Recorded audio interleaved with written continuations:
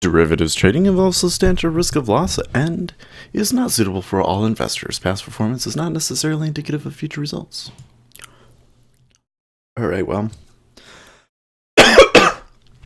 Treasuries finally coming down back to where they were at the beginning of yesterday. 121.65. It's interesting. We've been opening at the extremes almost every day this week.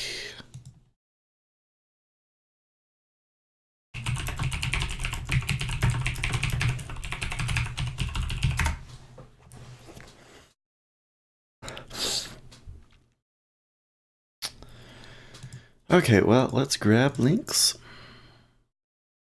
The links. Boom, boom, boom. Yep, we're good. There's that one. And derivatives. Wrong. That's yesterday's video.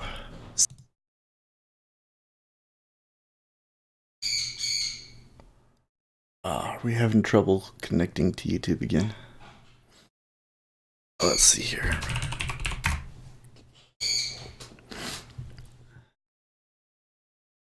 Yes.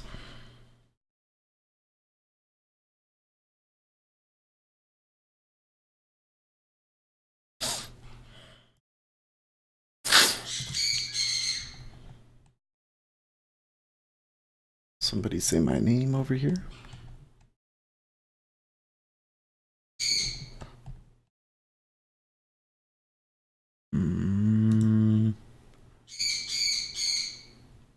Oh. Nope, not really. What do we got here?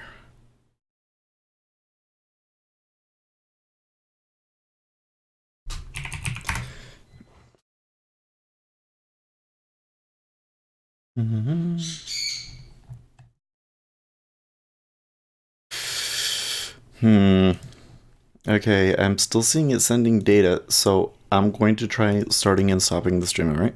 Do this again. Derivatives trading involves substantial risk of loss and is not suitable for all investors. Past performance is not indicative of future results. And hopefully that's enough to...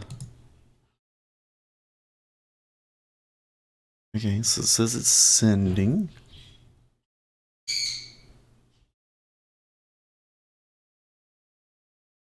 Could just be a restream.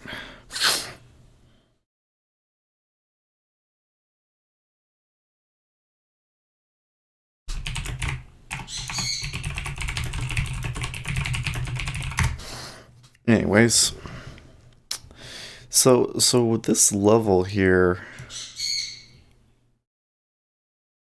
we're in a pretty key spot from yesterday. I think that there's probably going to be some significant resistance here.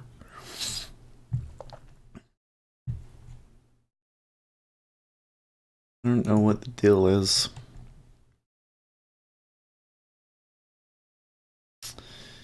Anyways, let's clean the things up here a little bit. Do we have a news day? No, we don't. I'm not too hopeful on anything really interesting happening.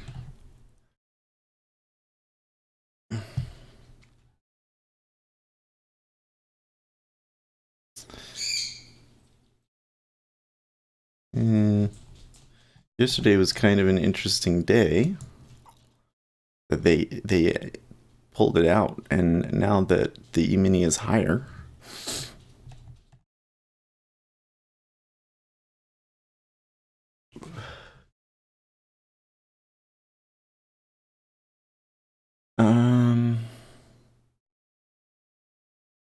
yeah. Well, what's the deal with YouTube?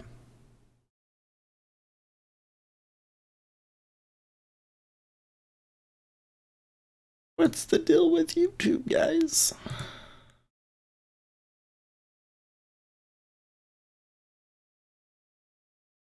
So, I don't know.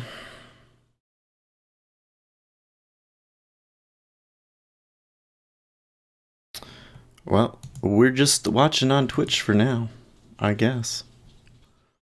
Thank you for those that are on there. I usually have a lot more on YouTube though, so that sucks.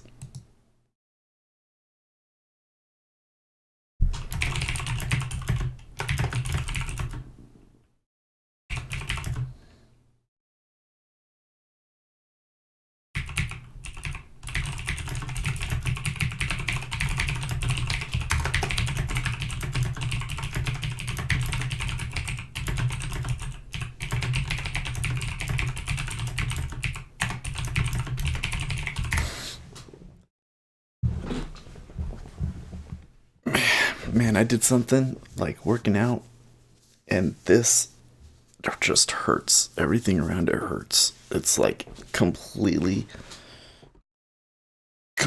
out. I don't understand. It hurts.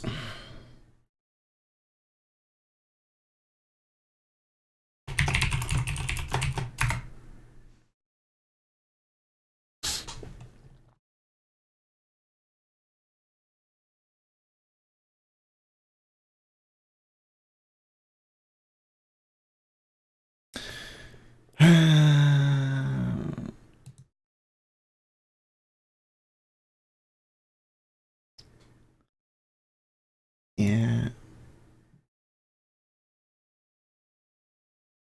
All right. Well, we did have this problem yesterday, and we fixed it by restarting the stream. I'm just gonna try one more time. Always, I gotta start with this, even if I'm restarting it. I guess derivatives trading with also standard risk loss is not suitable for all investors. Past performance is not necessarily indicative of future results. Okay. Let's see here.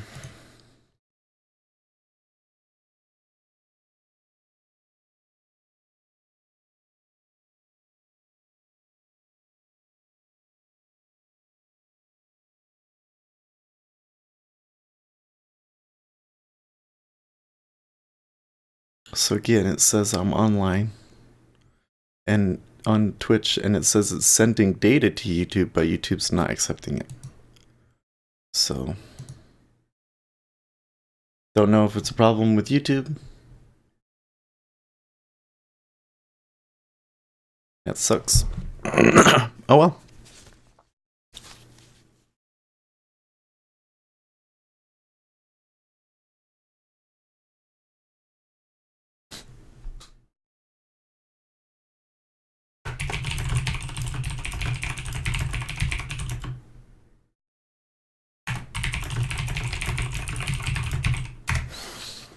Okay. So there's an iceberg there at 16.5. That might be a signal to go long. It's at the edge, so I'm a little nervous about taking that one. So I think I'm just going to watch it.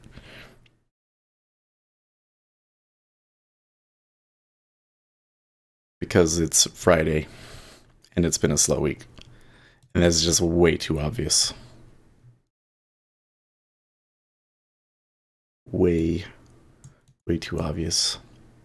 Like, unless we get a piece of news coming out, and it's possible because I don't understand why would you. So the thing that happened today was, or last night, was Roger Stone has been indicted.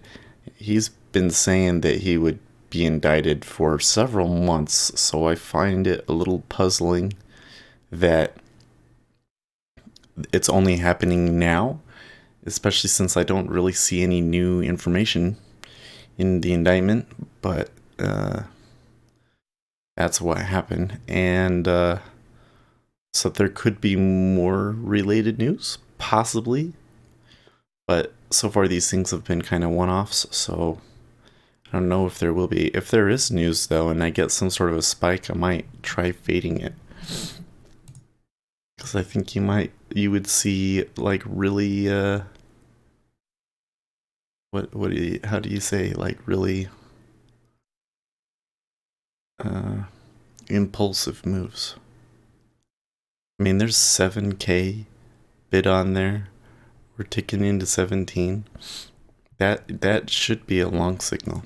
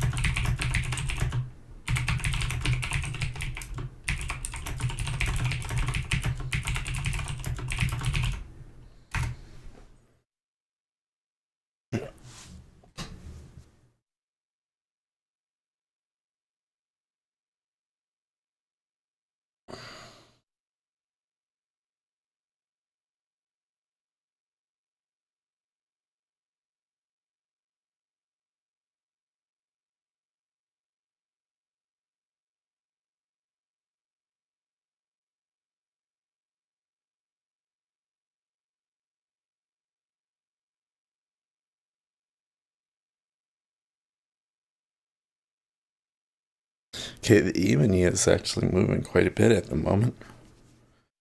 So are they saying that the E-mini is going to turn around here? Is that what the Treasuries are trying to predict?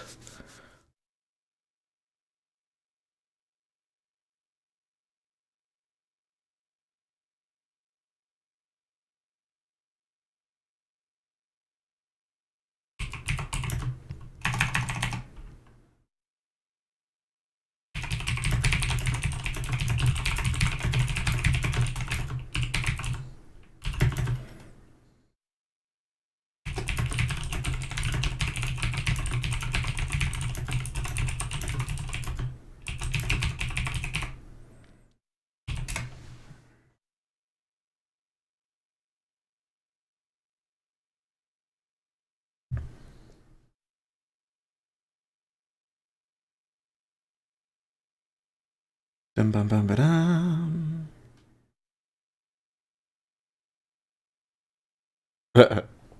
So I get messages about any kind of new meetup groups from meetup.com. And the new meetup group, Lehigh Arm Wrestling. Okay.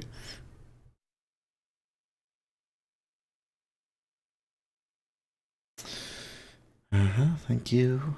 I know. It's kind of.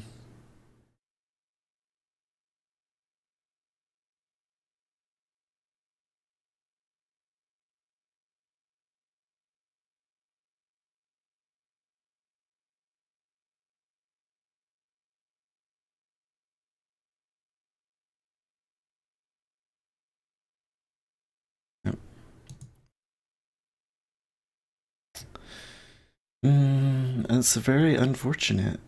It's like it really bothers me. Okay. So they did tick up there. Notice though that they're selling back into the 17. So this is not the best. That is not necessarily the most encouraging action after what should be a pretty reliable long signal, because it is behaving as though they still want to fight it.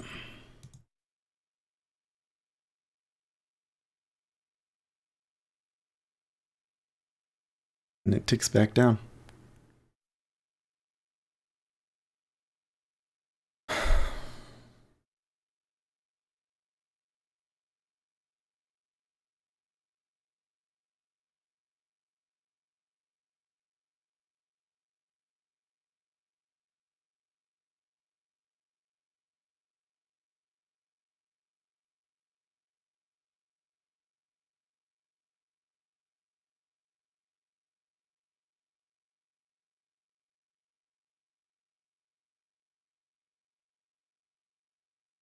There's a lot being put on there on 17 too.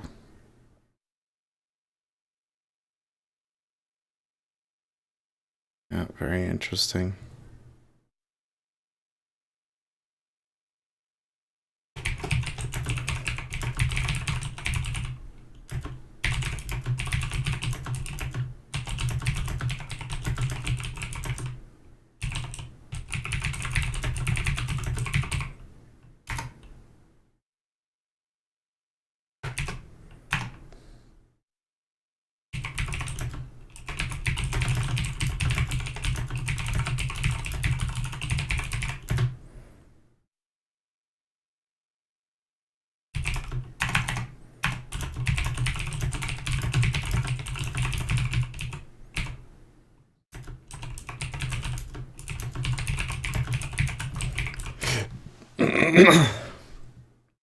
This is one of those things where I think you get a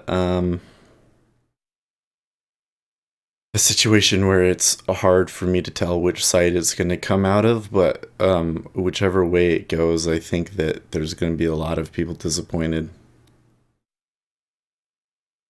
Like the majority of people are going to end up disappointed here. If that makes any sense.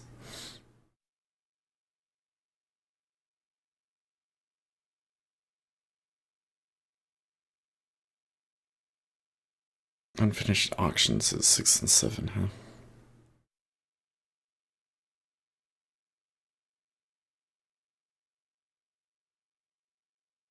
Well, the 5-year is up a little bit.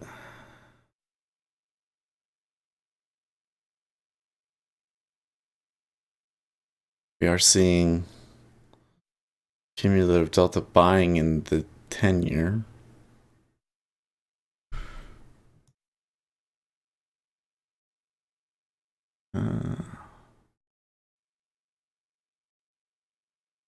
Hmm.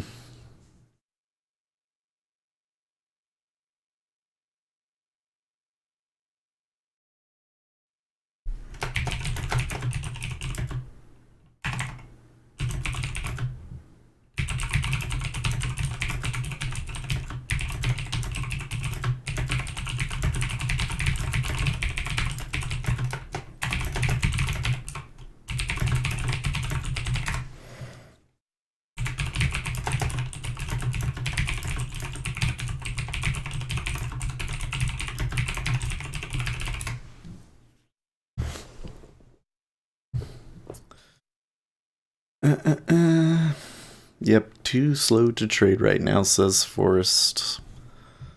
100%.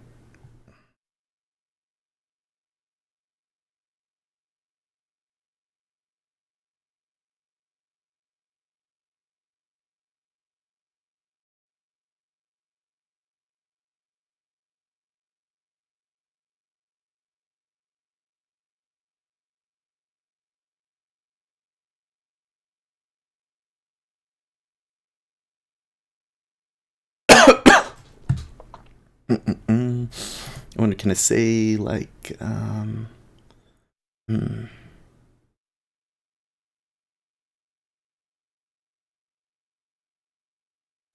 So, you.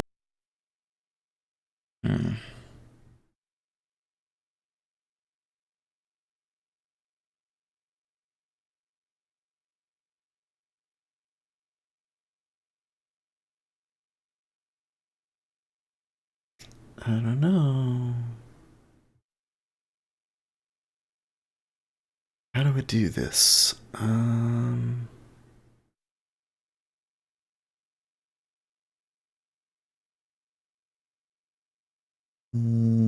That's so weird.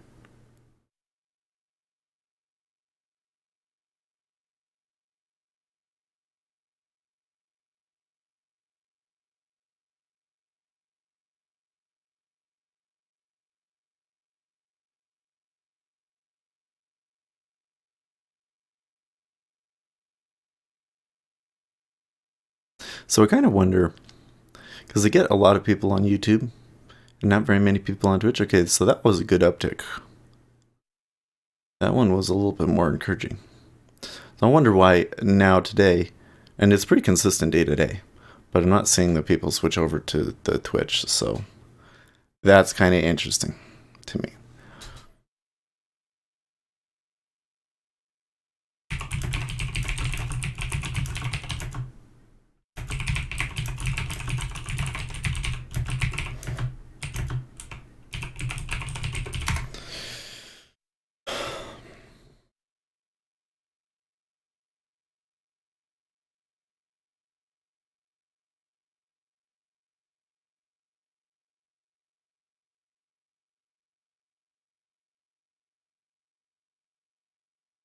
Yeah, I still don't want to take it long. Kind of want to wait for a better opportunity. So it may well reverse here for a few ticks, and then we can see where we're at. Man, it really hurts. I just want to like break my rib cage in half so that like the pressure is gone. I don't understand what the deal is. I feel miserable right now. My collarbone hurts. YouTube streaming's not working. Trading looks bad. It's just a crappy day. Oh, and I have a sore throat. And it down ticks again.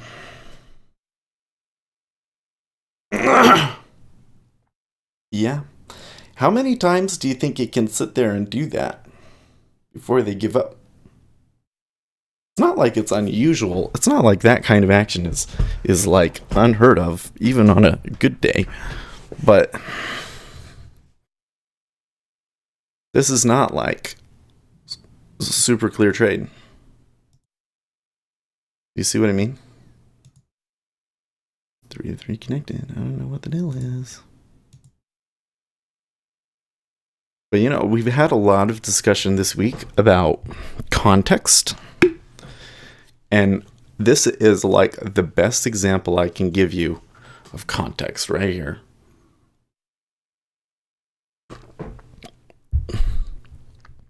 I'm weary of this trade primarily because it's Friday. And any other day, I would have like been chomping at the bit to try and take that because it's a good reversal signal. Over 7K stacking at 16, people absorbing there, it stacking at the right times and stuff like that. Tick up with good volume coming behind it. Like that is something that reverses. And the context though is that it's Friday. And so, while it may yet reverse, we're not getting the most encouraging action yet still. It's just with that one. So we moved up and we stacked 2,000. Stacking is good. So having 1,500 is good too. But normally, this would have pulled by now. Okay, so 5-year ticked up and that still hasn't pulled.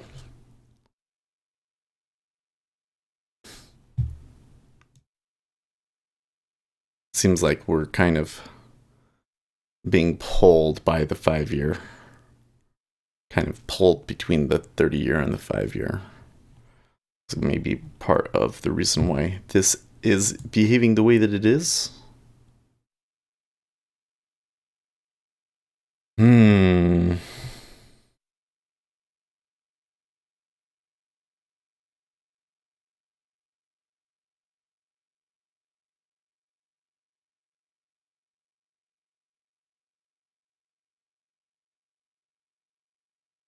E-mini has calmed down quite a bit from what it was doing before.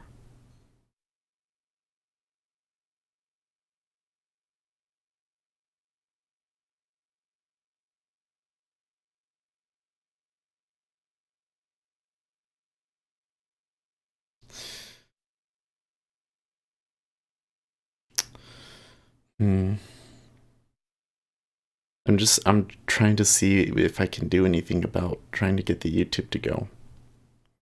Now that it has been like 15 minutes, I might start and stop the stream again. Because really, if we start and stop it multiple times and it's on Twitch, it doesn't really matter, right? It's only on YouTube where it ends up creating multiple clips on your channel that it ends up being a problem. So,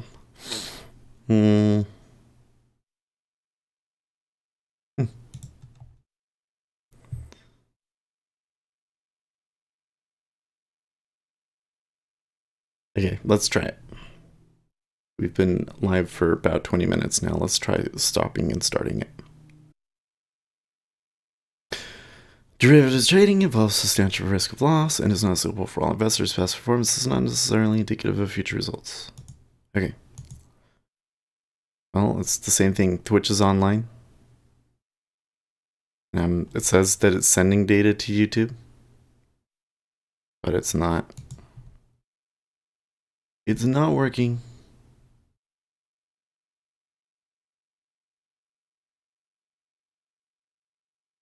One waiting.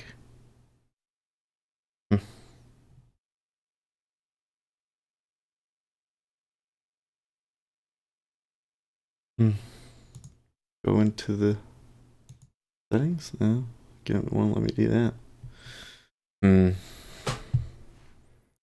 Okay, so it still hasn't flipped at 17.5.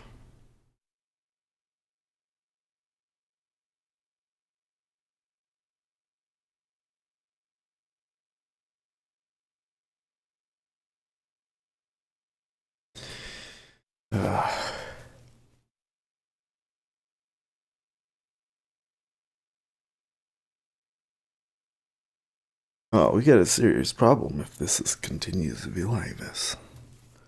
This is the second day now that it's done this, isn't it?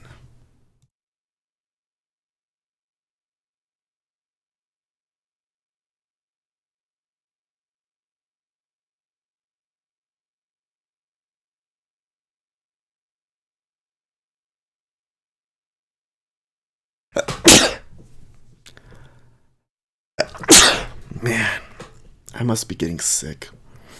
I must be getting really sick, guys.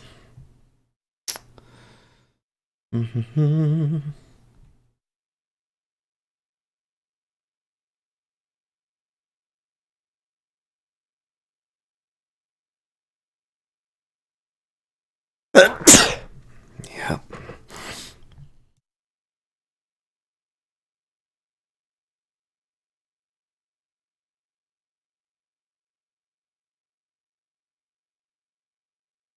Just under 10 minutes until the top of the hour, and we get the release of Belgium leading indicator for January, looking for an estimate of -1.5 against a prior -0.9. The range -1.5 to -0.2. I could go back and just change my settings and stream it. Just to give up on Twitch entirely.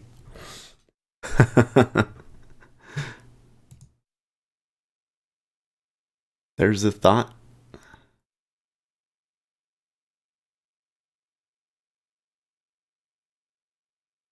Not be the best trade, you know. Let me do it, but well, still not going on YouTube. I could stop it and let's see here. What are my settings here? Output.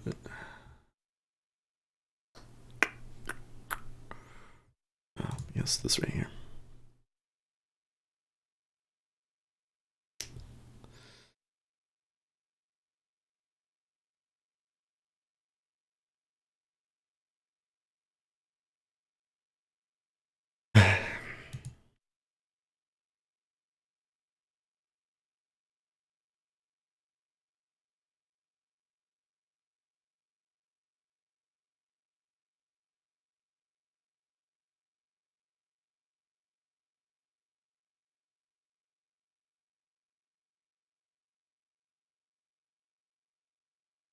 What do you think, guys? Should I try and just get it to go onto YouTube? And try that for a bit?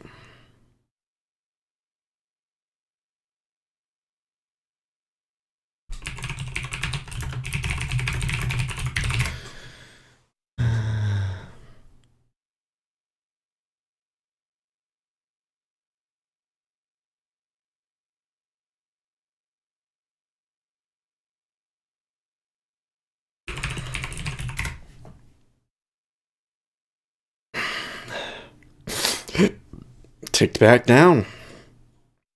Man.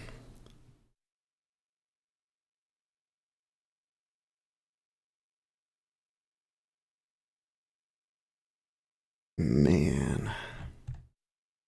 I have to stop the stream to change the settings. I don't like that.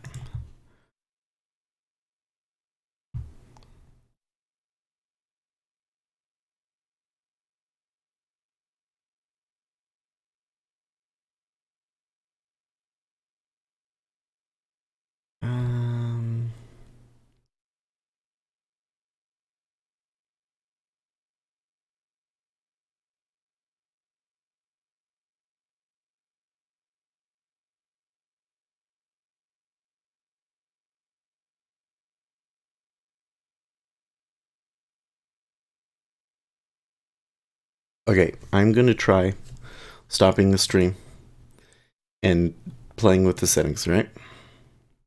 Because, like, we might as well. Nothing's going on. Join the Discord if you're not. I got like 3 people watching here, but so that you get the YouTube link when I fix it. But that's okay. Derivatives trading involves substantial risk of loss and is not suitable for all investors. Past performance is not necessarily indicative of future results. So now, does that fix the YouTube? It says starting. It says starting.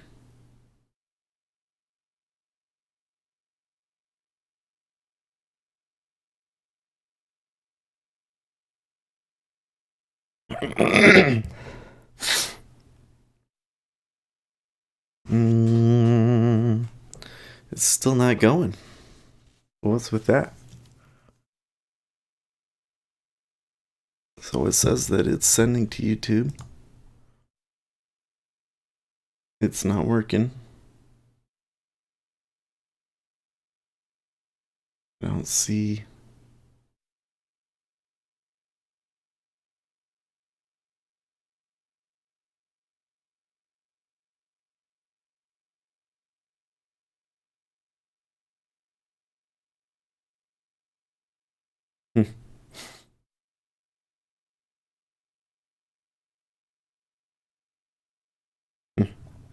So it's been going for a minute and YouTube is still not.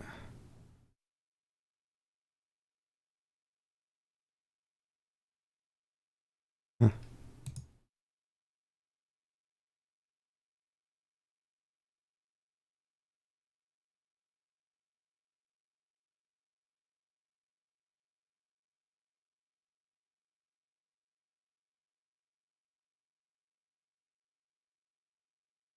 Yeah, YouTube is just being a pill.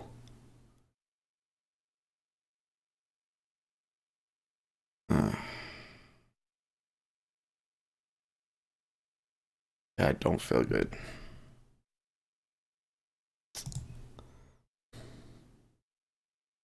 All right, well, derivatives trading involves substantial risk of loss and is not suitable for all investors. Past performance is not necessarily indicative of future results. I don't. You know what? I sent it over to the YouTube one. Let's see here. I switched it over to streaming just to YouTube and it didn't work. So yeah, Twitch only. Thank you guys for coming back. We already got 3 people watching, so that's cool. Yeah, sorry it's not working on YouTube. I don't know what the deal is. It looks like YouTube streaming is having problems this morning.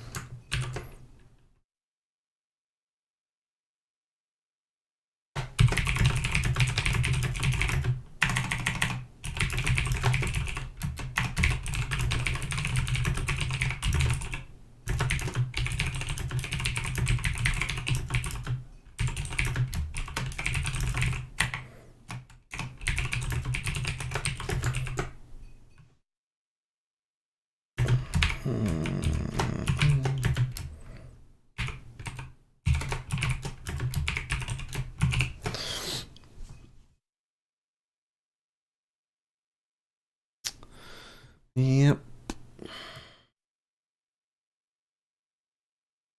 It bothers me, but you know what? It shouldn't bother me. It doesn't matter. -1 spot 5 there for the Belgium leading indicator, in line with estimates, so -1 spot 5. So we're so desperate for news.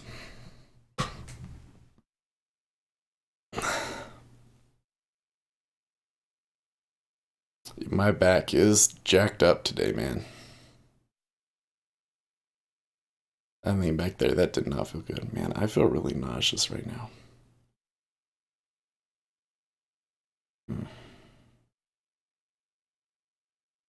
This is probably not a good condition to trade in. That means that I should probably take a really risky trade, right? Totally should take like I should just totally buy it right now. I don't know. I mean, the thing is, there's still a lot bid there at 16. Nobody's selling into 16. 16's not pulling. You know, I think there is still a case to be made that it could reverse. It depends very much on the E-mini, and if the E-mini is showing a little bit of exhaustion and moves down, it could push us up in the Treasuries.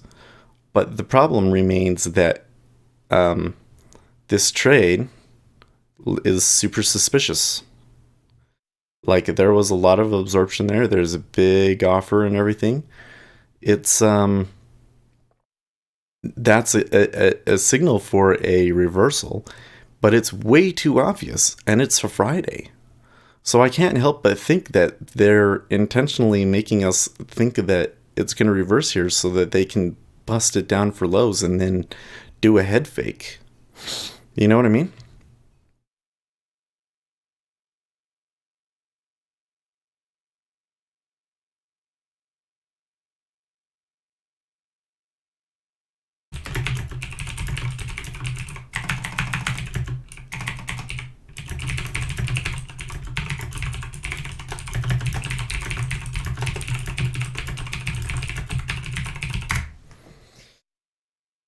This is just, I've never seen treasuries this slow for the first 30 minutes on a Friday.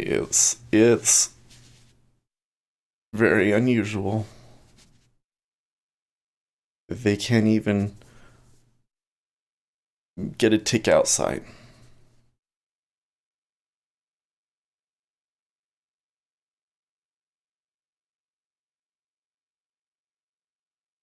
Let's see if I can stretch my back out here.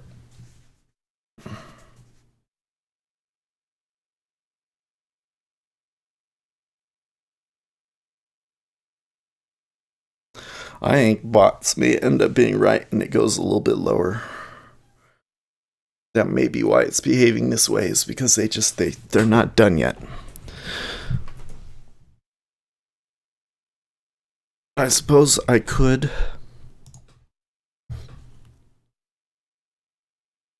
do this.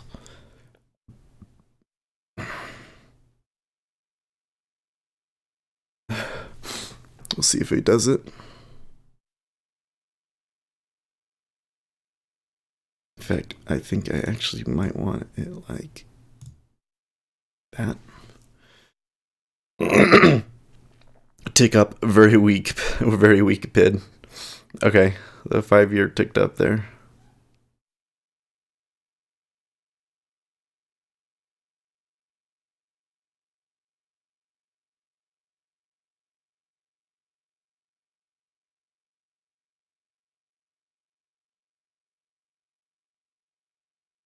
I wouldn't be surprised if this plays out in a dramatic fashion too, like that a big block buy comes through and just sells everything at 16. No. I hope that after it being this low, that we get something fun and exciting out of it in the end. You know what I mean? Well, maybe YouTube is no. It does look like a bunch of you guys are finding your way over to Twitch now, so that's good. I just don't want anybody to be like, oh no, Seth is given up or he's abandoned us. And you know, well, unsubscribe. That's what happens. I just don't want anybody to be lonely. Yeah, like the funny thing is, I'll show you. Like it says, oh, I don't want it to be full screen. Like it says starting. See, it's like it wants to do it, but we did connect it directly to the YouTube and it wasn't working. So there is definitely something wrong with YouTube streaming today.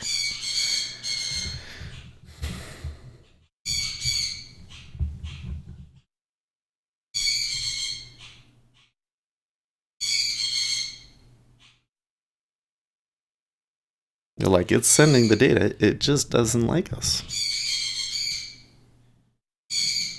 Maybe it's just me. Must have said something.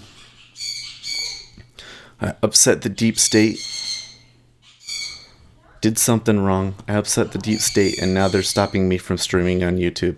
That must be it. Because you know, the deep state has very strong control over YouTube, but they have no influence on Twitch. It must be.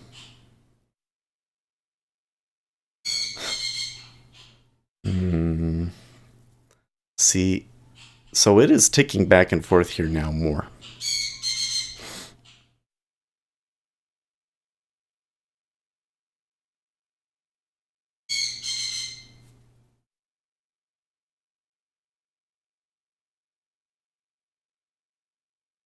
My eyes are watering a lot too. I wonder if I'm like allergic to something. It's like my sinuses are just kind of dripping for no reason. I just feel like crap.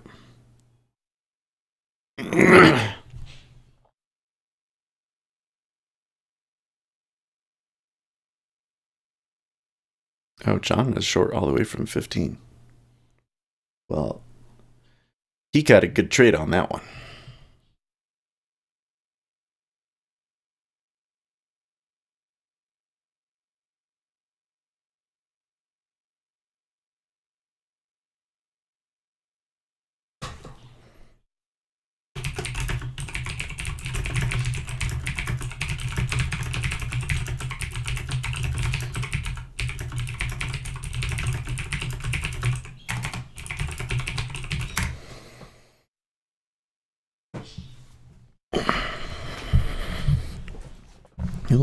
Okay, there was. I wonder. Okay, so 1,000 on that downtick. 5-year not downticking, but it's close. There's an iceberg trying to stop it. It downticks. Now 2,000. 2,000 by 46. I'm curious. Do does the does the offer firm up now? I think that if you were wanted to sell it, that you would have to be selling into 16 now. I don't think that you would get filled at 16.5. I mean, it'd be worth a try, but I don't know if it's actually going to do it. They may continue to stack. The E-mini is holding the level that it had quite well, actually. They're pushing up again. So the E-mini may try making a little move here and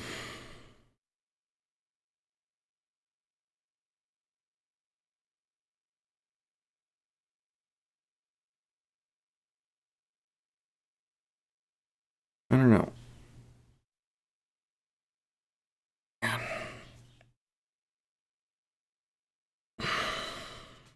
It's just this. I guess I just did something to this muscle or something.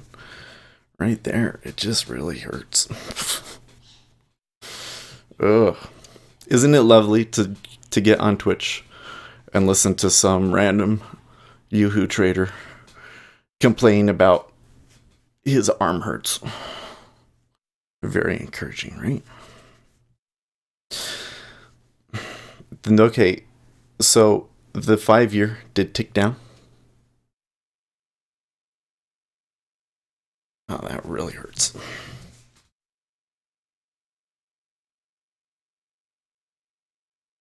Just courtesy of our colleagues at Forex Flow, looking at the Forex options expiring at 1500 GMT. Some big figure action to keep an eye on in today's expiries. 110 in dollar yen, and from 113.50 to the big figure 114 in euro dollar.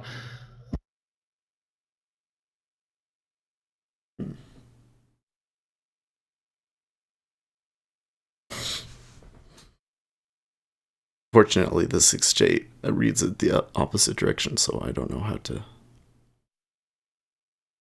I don't know what that means. Okay, Bitcoin is selling a little bit.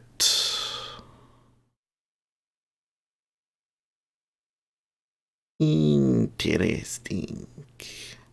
Maybe I should try switching. Okay, so now there is only 3,000 at 16.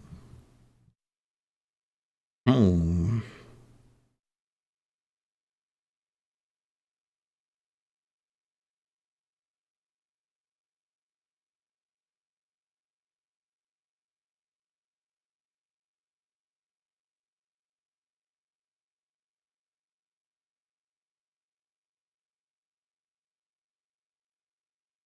Hmm.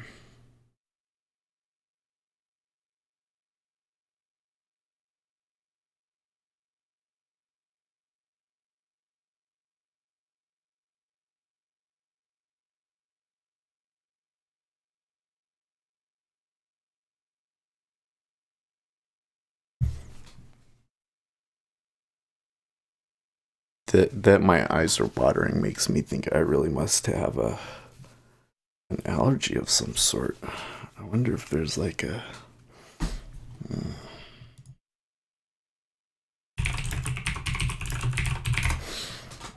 I mean, it's in the middle of the winter, so there can't be like any like major pollens in the air or anything, right?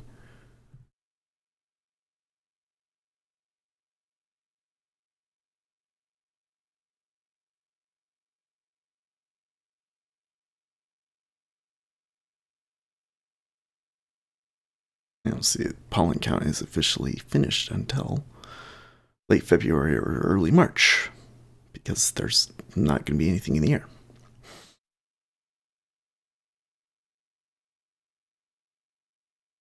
Ticked up.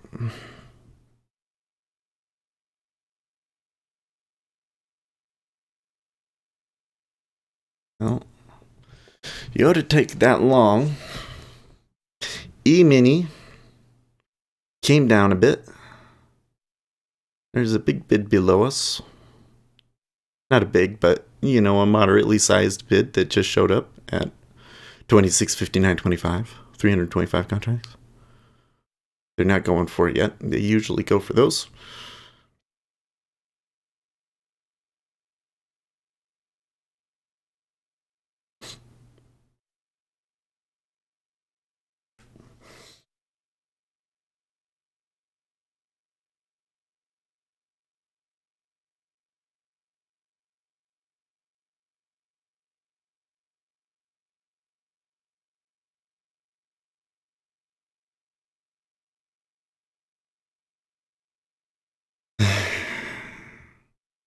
It really is odd behavior to be this range bound is really ridiculous. Really ridiculous.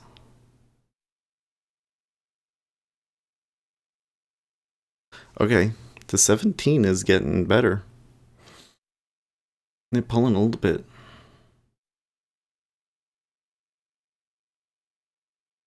Yoda says he took it long. That's a good job. He took it at 8.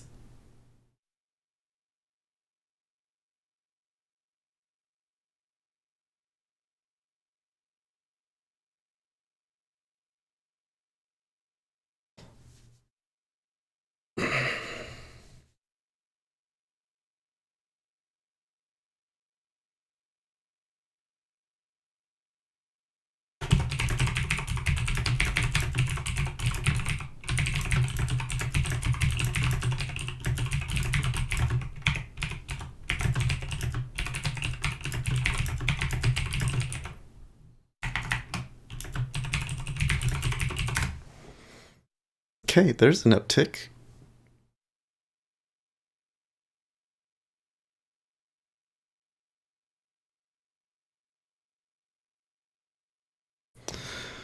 So if you go long at 16.5 in the 10-year, you'd have made one tick. And we're getting excited about that. That's how bad it is. One tick, good trade. I would take it off now.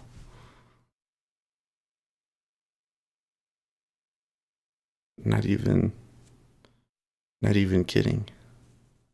Nah, I would probably be waiting to see if we bust out through here at the top. Like, it's been so slow. There was a decent amount of volume that traded down in there. I think that normally we would go through there. Well, okay, they went offer at 17.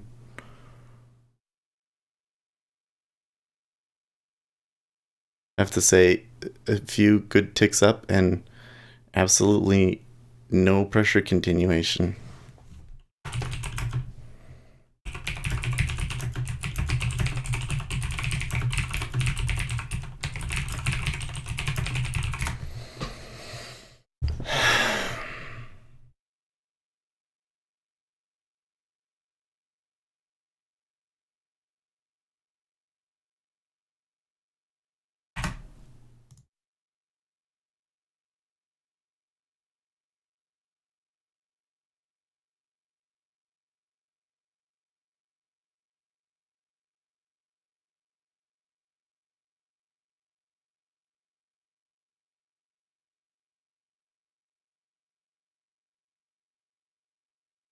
I've seen slow days in Treasuries, but I've never seen anything like this.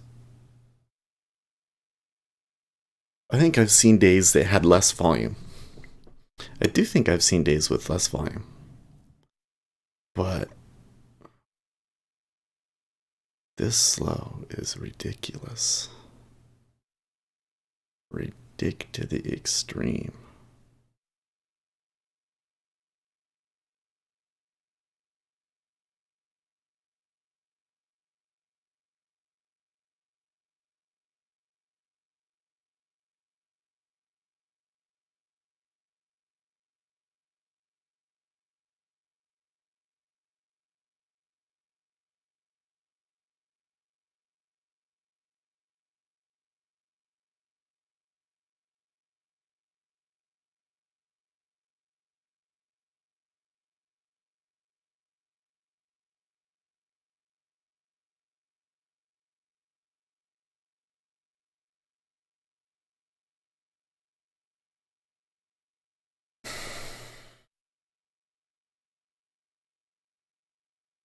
Man.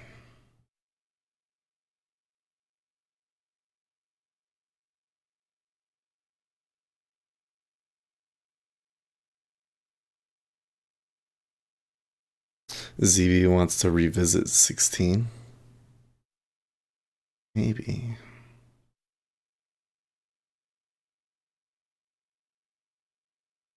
What I see is something that is just not moving. Like I think there at the bottom, there were people that were saying, okay, maybe it's not going to go, and they were pushing to make a new low. Totally, totally can see that in the volume. And now that volume is unwound back up. So I don't think that this move is driven by anything larger than traders exiting a bad trade at the moment, at least. Okay. So there was a little bit better of an uptick. Keep in mind though that the 5-year has not reached the top end of its range yet.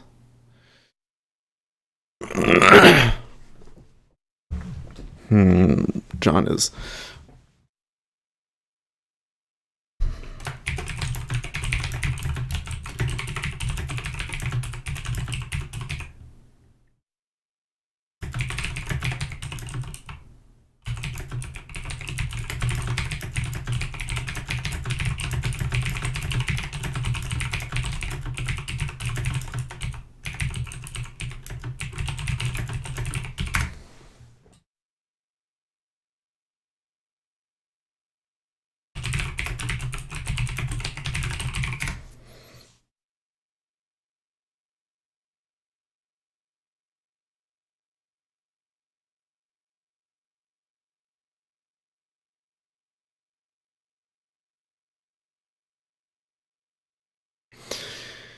Okay, well, there is 5,000 at 16 half.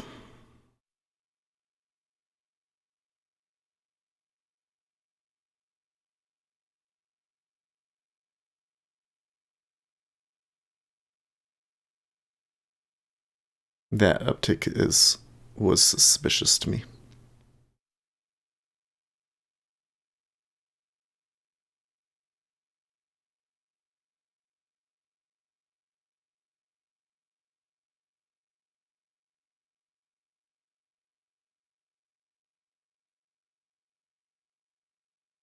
Okay.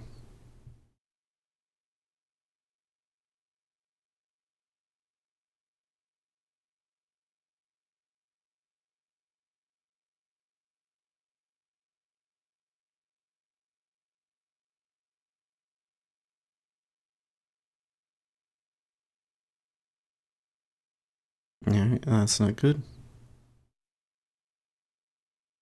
It was all good until Master Yoda went wrong.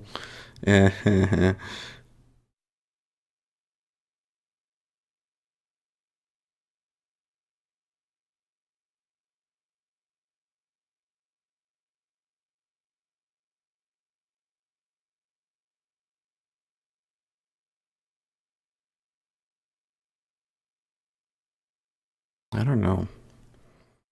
It may depend on the E-mini, but the E-mini is being really quiet right here. Like, that looks to me like they're really happy there.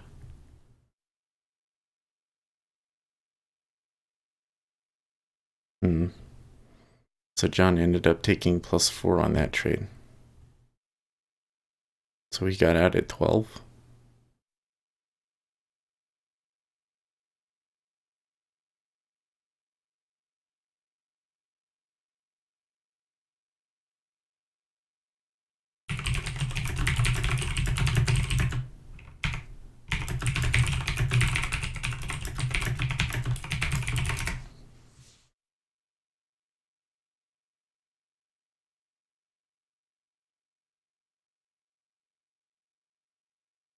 Okay.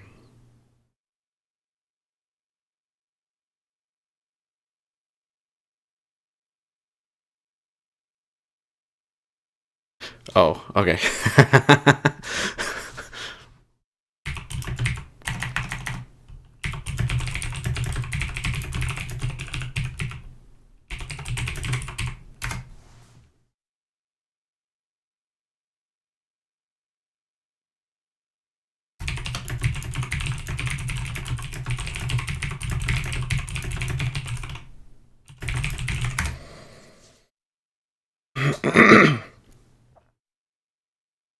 Yeah, it was only a one lot. Okay.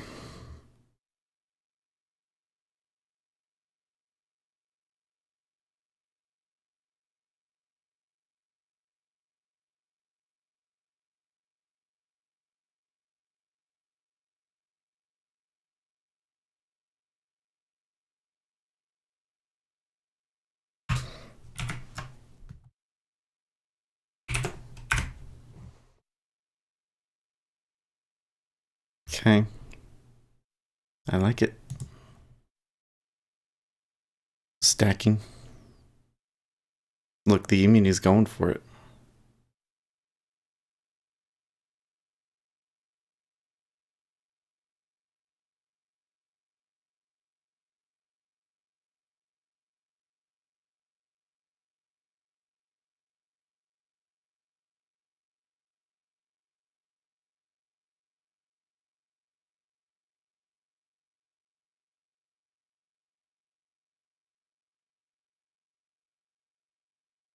Well, that's suspiciously weak bid.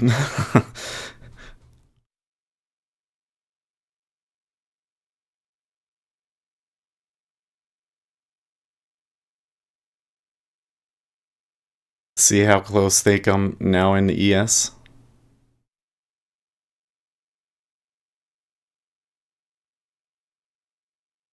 Where's Ace? He's probably over at YouTube being like, "Where's Seth? Want to tell him about this E-mini long I've got." Hopefully he's going long, right? This would be about the time. Like that little move up there. That would be about the time that he would take it. Well, I mean that would be the kind of trade that he would have taken. Like, it's quiet and all of a sudden this move up comes out of nowhere. That's totally the trade that he tends to take. Okay, well, they had a push up there as not getting a lot of continuation, but I think we could get some craziness on the open.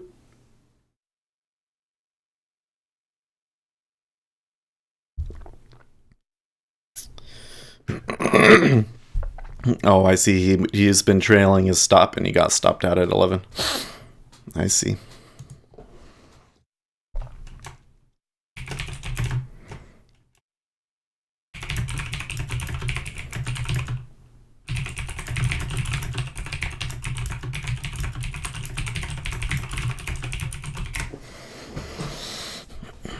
Okay, that was a significant downtick based on the way that the level 2 reacted to that. Even though it did not downtick like with a ton all at once, there was a trickle of orders that offered, and there was a trickle of orders that pulled at 16.5, and now the offer has flipped at least once for a moment. Never. When is it best to move your stop? Never.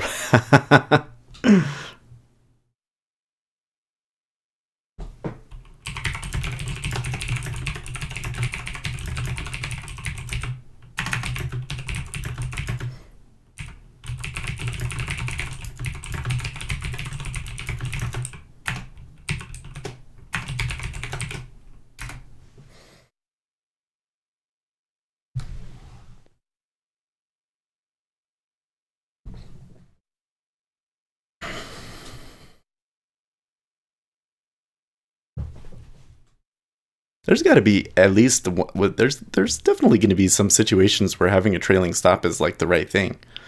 Like if it's a strategy that just catches runners somehow, then I think that would work. But I've never I've never figured it. I mean, I that was all my 435.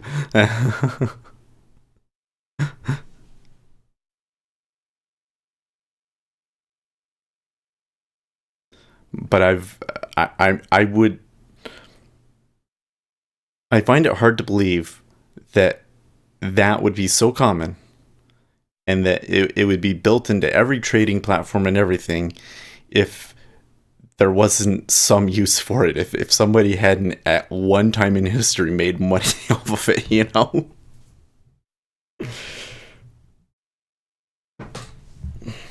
Like Jigsaw even built it in recently. It's just, you know. Okay, flip again.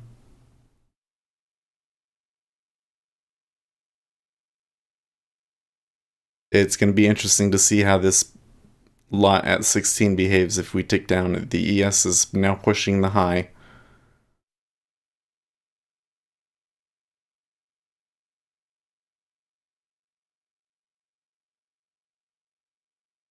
Okay. It goes.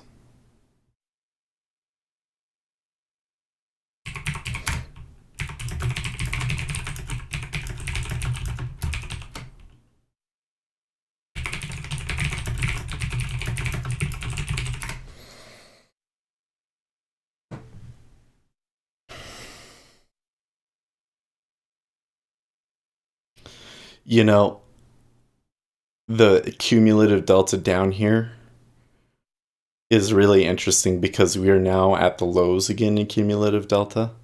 And so you got to wonder, was that a stop run? Sorry, not a stop run, but was it short covering that pushed us up and then somebody else came in and shoved us back down? Or was it the opposite? There was nobody really in the market down at the bottom. Somebody took it long, got out, unwound it, it came back down. There's a that downtick was pretty strong looking, and there is now 3,000 there, right?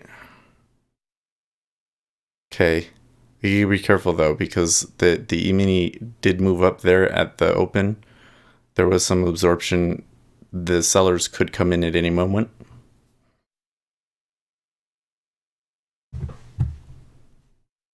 Okay, see, so that was a strong uptick back the other way.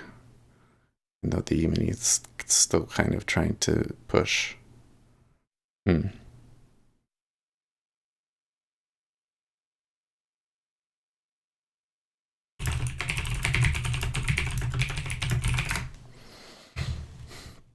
This is kind of perfect though because we got such a good position. I can kind of wait to see what it actually does. It's being a little tricky at the moment, I think. So you saw a big buy there, big sell there, and a big buy. EU to continue talks back. for the second post-bailout review.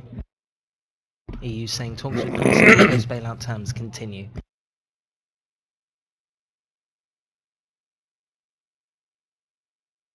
And I don't know, like the ES. So they made a new high on the open, and now they're back to where they were when I first said maybe they're going to go for it. Okay. So it kind of slowed down through here, and now it's picking Greece up a little talks bit more focused on interest down NPL here. resolution strategy. So right at the bottom of the profile, buying interest again, so that's good.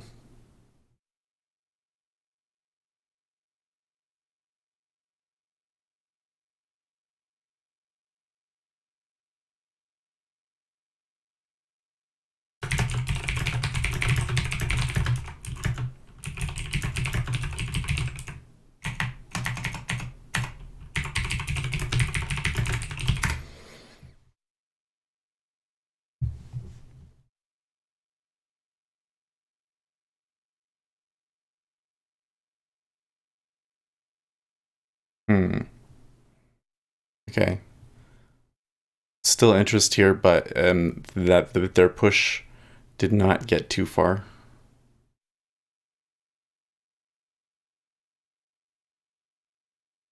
See, so they're having trouble at 2660 now.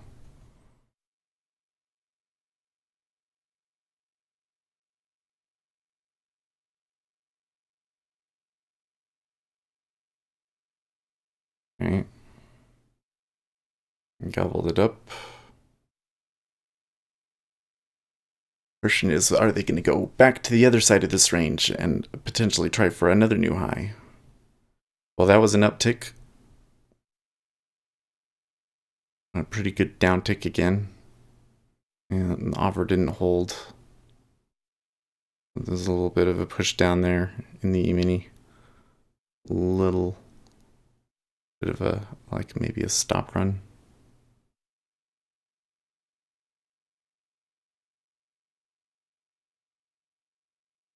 And did I have the opportunity to take two? It says that I actually got three. So I think the answer is yes, and I screwed up there.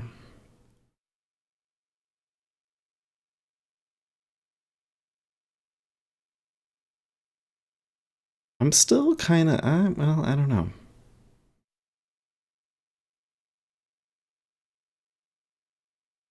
The thing is, now that it's back up to 17.5, I'm kind of seeing the same kind of stuff, and I really can't put it into words why, but I'm seeing the same kind of reluctance there at 17.5 that made me sell it originally.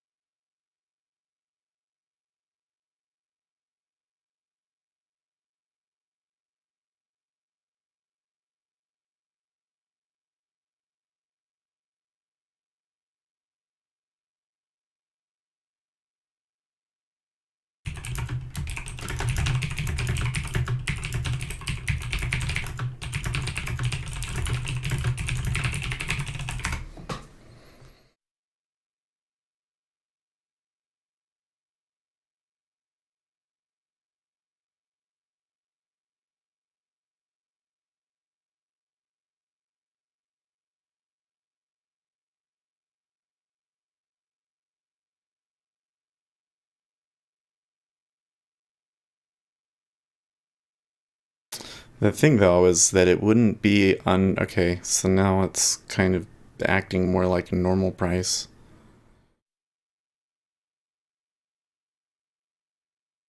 I don't know, there's too many big numbers right there in ES for it to go much further, I would think. So basically they just found some support there.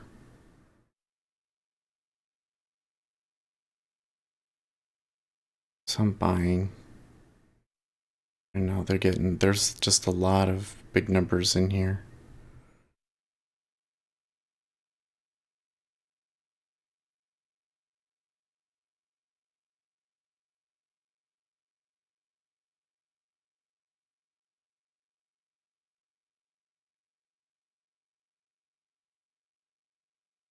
So is the cumulative delta turning around now? Cuts, the option expiry cuts. Just a couple of noteworthy ones. It's got just a yard off at about 113.50 and close to 2 yards, 1.8 billion coming off at 114 flat.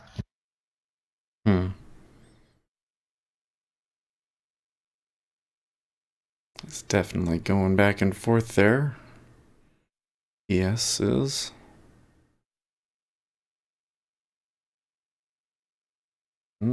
Sellers did not.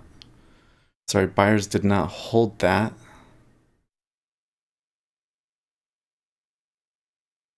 $17.5 is getting really weak, but they're not hitting it. Not yet. Just move this down here just in case, because I'm not able to react fast enough.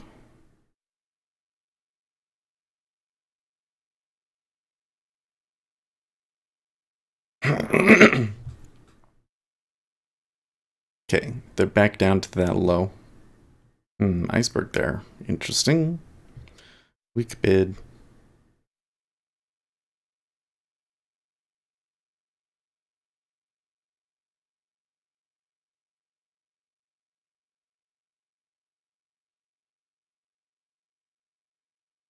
Continues to act the way I'd expect. We're down to where we were like right when we got here, before they first started buying in the E-mini.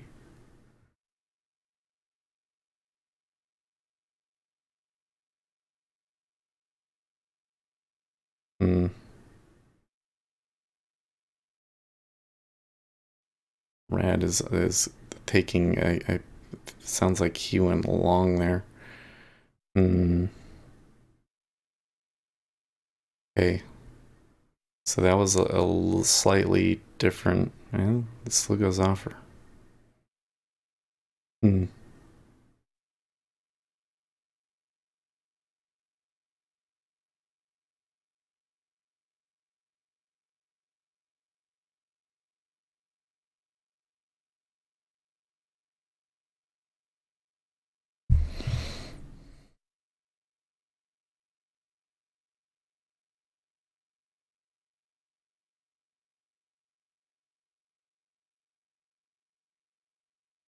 Okay, that was a strong uptick.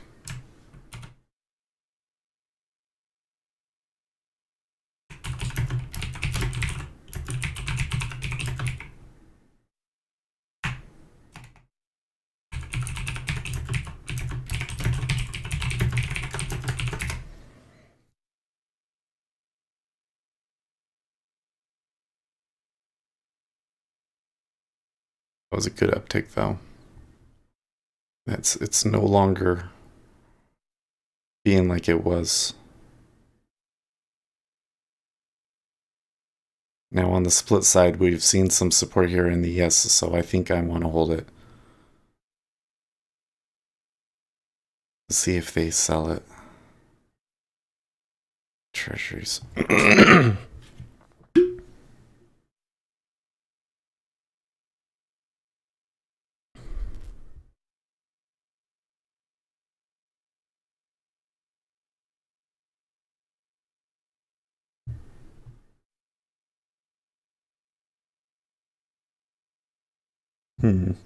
Slight change. When they hit it, those pull. Okay. Good downtick again. I think that what I'm seeing in the E-mini looks like really positive. Like they're gonna come up to that high potentially, with significantly less cumulative delta, and have 2,000 lots to be able to stop out on a new high.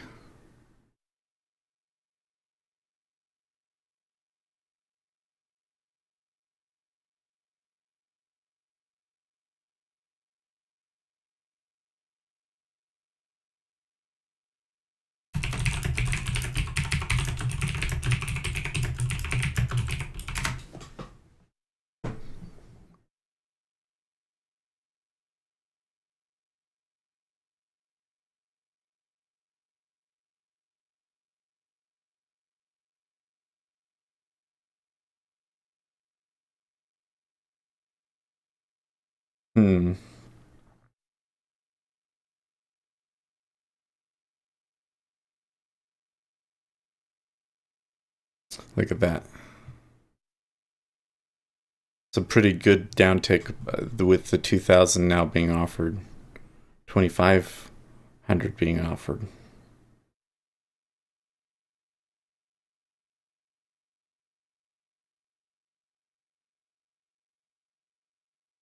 5-year is not doing the same though. I think 5-year ticked up there for a moment. E-mini had a good buy push there, and now it's pulled back.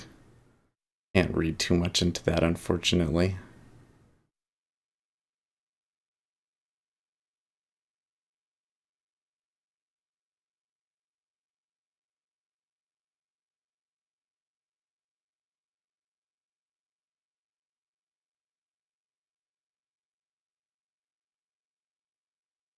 Hmm.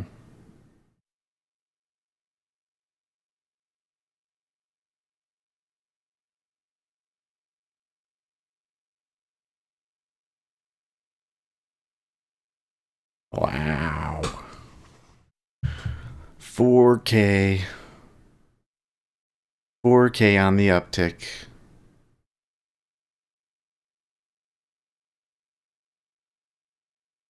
So normally that would be a signal to me to like buy. But did you notice that they upticked? Barely anybody's going into 18.5, and the E-mini actually reversed there upwards a little bit.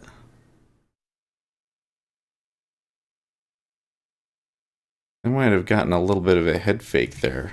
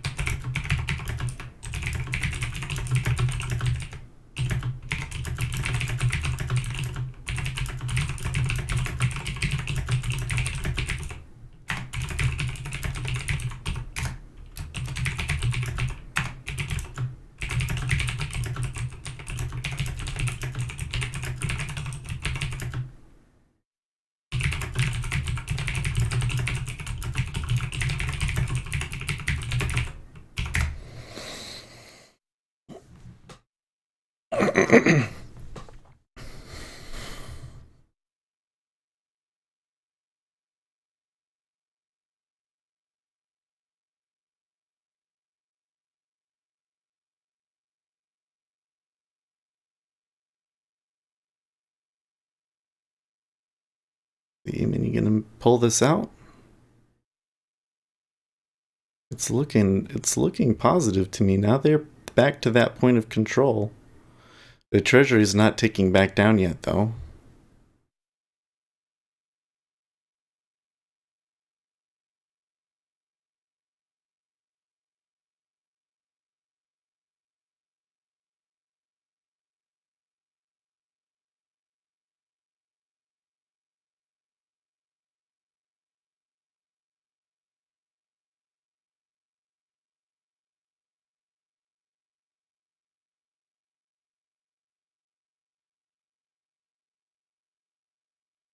Okay, this time they tick up, not a whole lot being bid or offered both sides.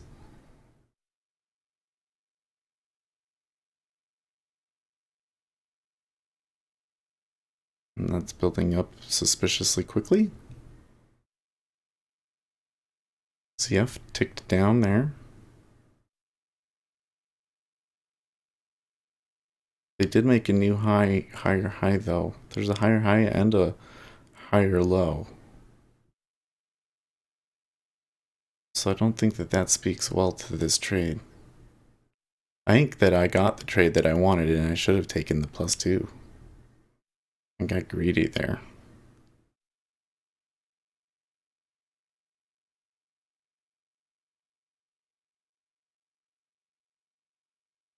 Still kind of seeing this thing though, like, I don't know.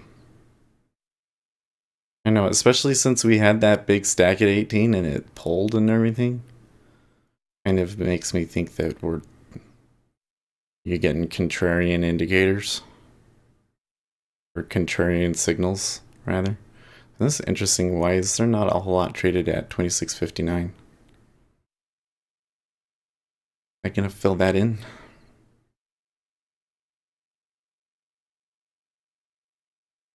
It takes back and forth across that a lot.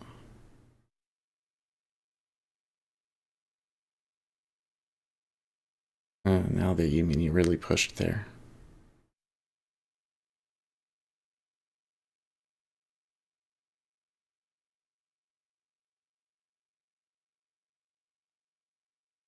I think that the E-mini, the sellers have been in control of most of this. Look at the cumulative delta. Almost 4,000 contracts have sold. Almost 4,000 contracts have sold. We are now actually on the other side of this volume profile at the moment. After all of that selling, we are actually more towards the high. So sellers are not doing a very good job at getting price to move in their direction. Sellers are able to get it to come back up to the high without actually even moving cumulative delta. So I think that's very favorable for a new high. And especially now that they're so close to it. And there was at one point at 17.5 a 6K order, and it's pulled. Block buy. All right, fine. What the hell?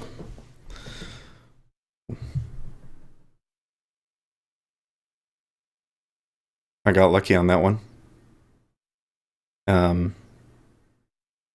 To have only lost 2 ticks.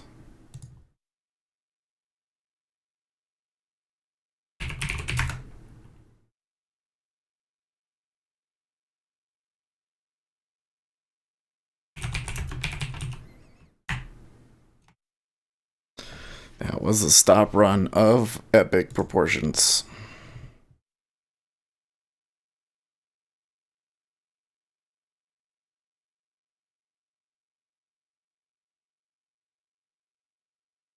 Was there news on that?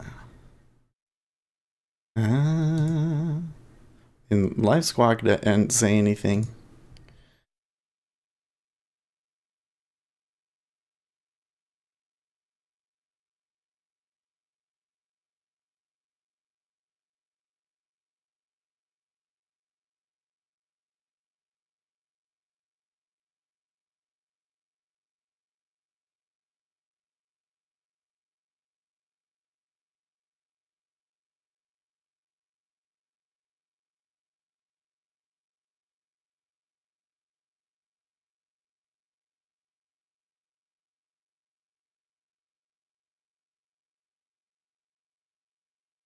Oops. Come on. Oh, that sucks. That sucks. Well, I should have just hit into 18.5 again when I saw that this was happening. That was a little bit impulsive. That was a strong new high in the E-mini. We came back very quickly. In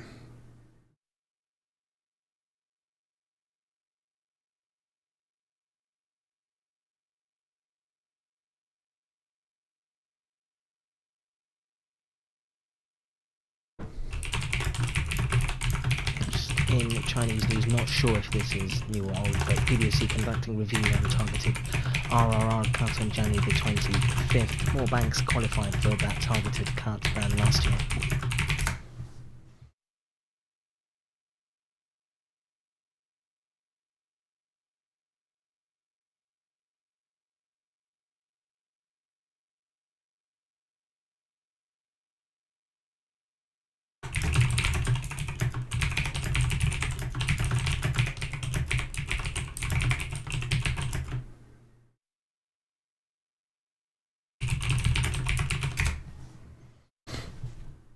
Fine.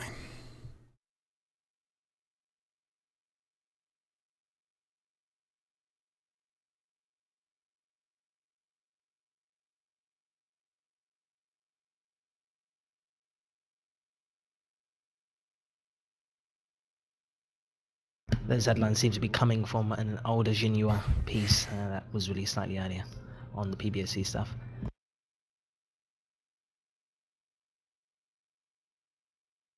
Can't even get a fill at 18. Come on.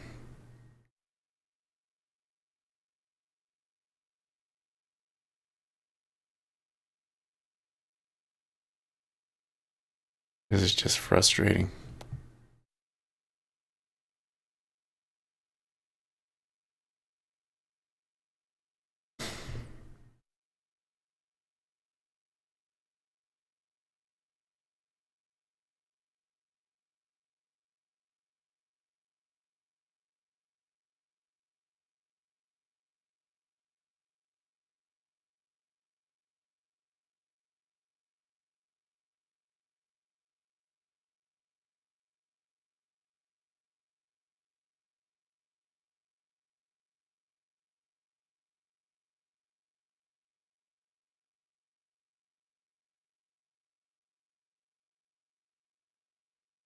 The thing that sucks about that whole thing was that I kind of knew it was coming. Like, I was seeing that and I'm like, they're fucking with us. They're doing something crazy. And I still want to be short. And sure enough, they just went just far enough to get me out of the trade. And then they reversed it.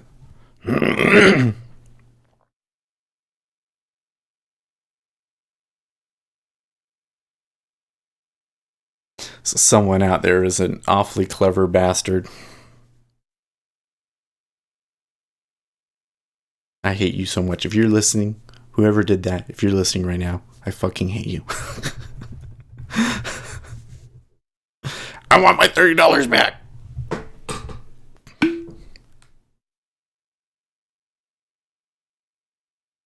FAA halts flights into New York's LaGuardia on ATC staff shortage.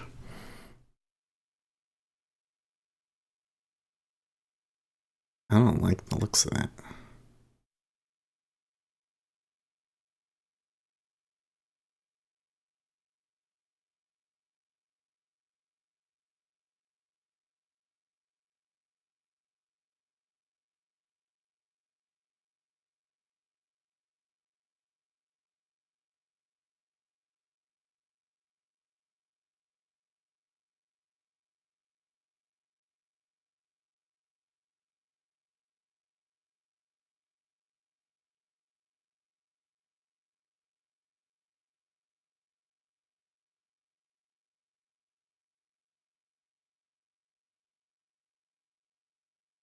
Equity news, FAA halting flights into New York's LaGuardia on the ATC, air traffic control staff shortage. More issue would be if it lasts long, but we are seeing Delta Air, Lights of JetBlue, raising some of their gains, keeping an eye on that situation.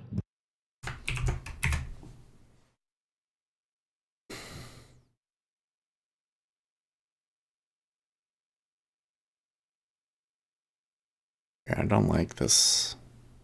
There's strong buying in the E-mini. That piece of news is not positive.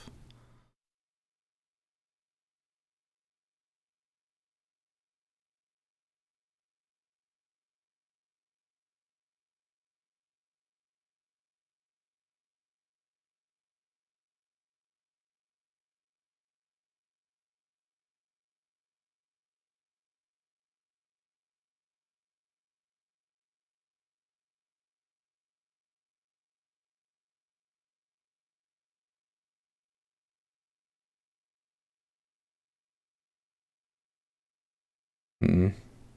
See, that was a pretty good uptick.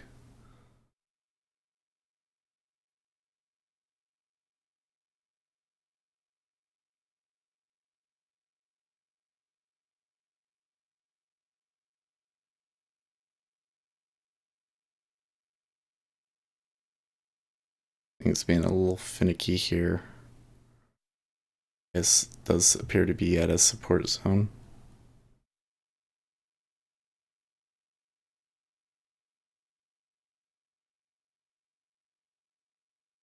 Now we had that stop run and it came back on it, but now we're right back to the price. So, wonder.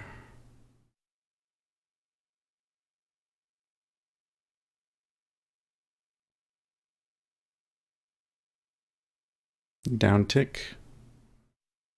Nothing into 17.5.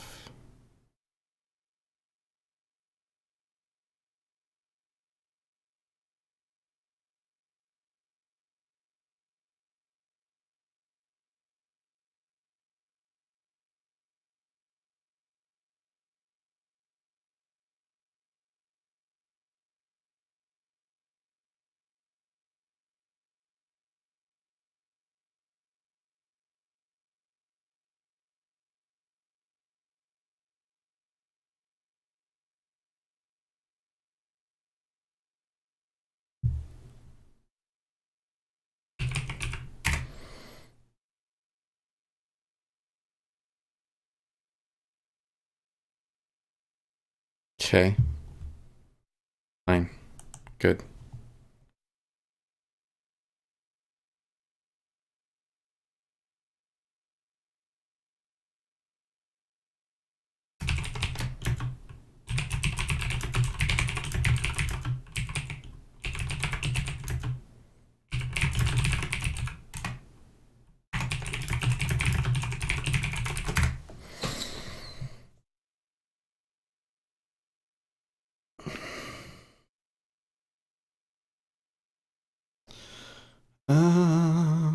See, I'm a little concerned now, frankly.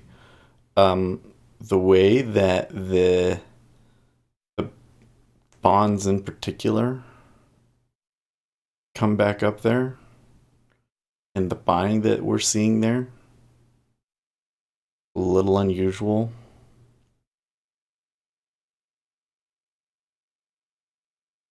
Thinking about going long. Some bad news. Well, the E-mini is still buying.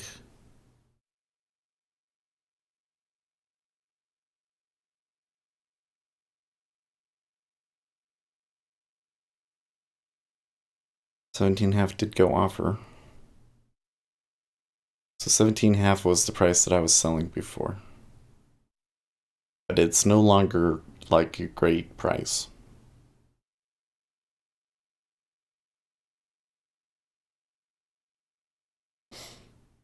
It's actually kind of the buy price. Yeah, see, that's pulling too easily. Pulling too easily.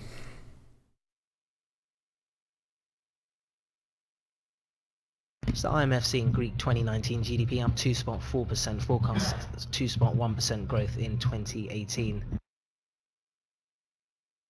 University of Michigan here issuing a special report on the shutdown sentiment, saying it dents the Republican consumer sentiment, according to that Michigan survey.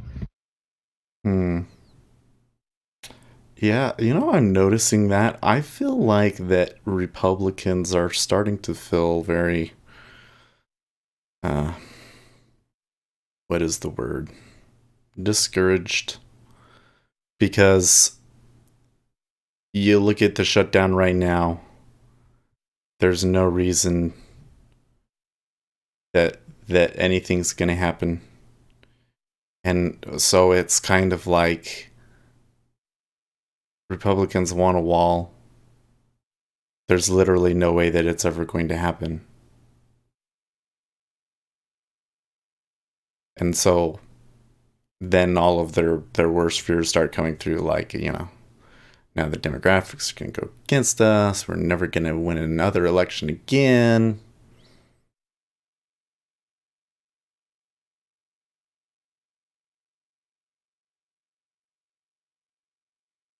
Okay, so there was a new high there, but it was the reaction was a little interesting.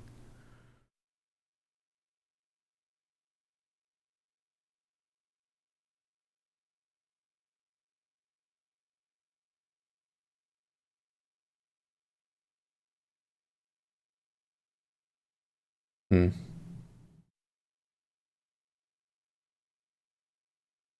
Hmm. Somebody wants it there.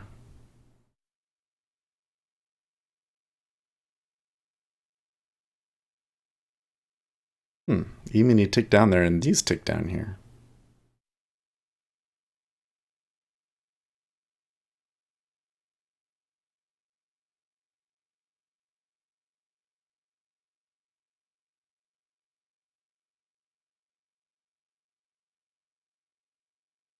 Okay.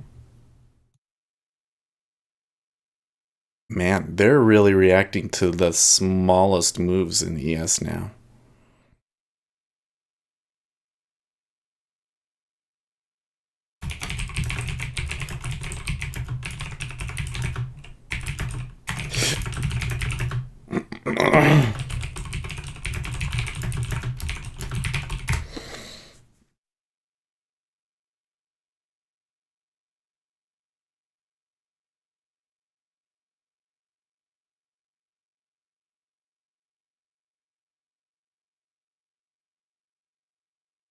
A pretty okay uptick there.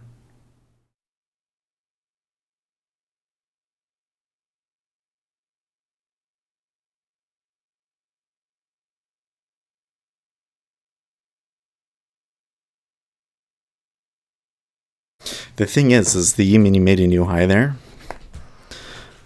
The cumulative delta did not move much, if at all. And you're seeing the sellers come in, so they're going to push the cumulative delta down.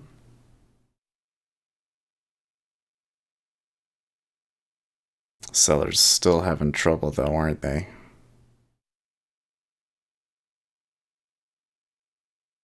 The question is, how long can buyers keep this success up?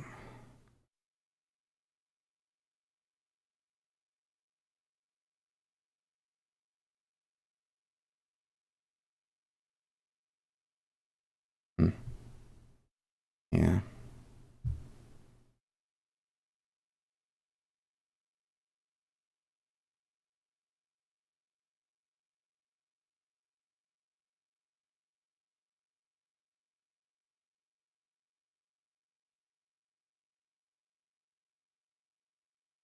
Going back and forth there a lot.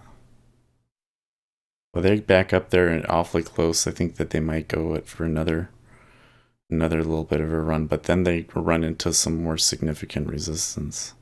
I guess the thing is there's 3 bands here, and they were only able to get through the first one before they started to experience more. Do you know ECB's Kerr did an interview with Bloomberg TV earlier today? The transcripts have been published on the ECB website, so you have the full word. There's a lot of volume here. For you. A lot of volume here at 2664.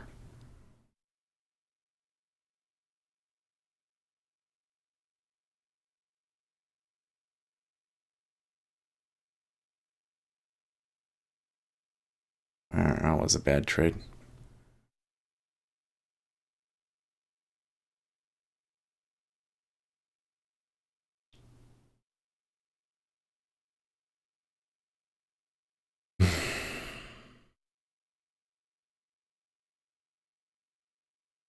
I don't think that was like a misread. I think that I just kind of took something in a place where there wasn't really an edge, and it just kind of random, and it just happened to not work out for me. Now I am starting to get a little bit of a read that they want to go for those lows, because there's these 5Ks stacking here, and this is stacking up here. Like, I don't want to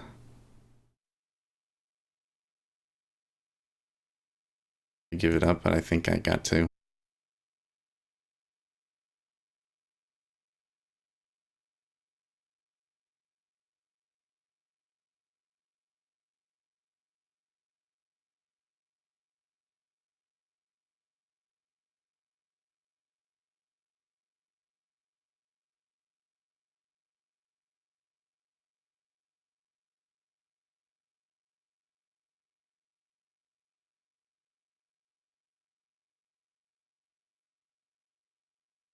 Okay.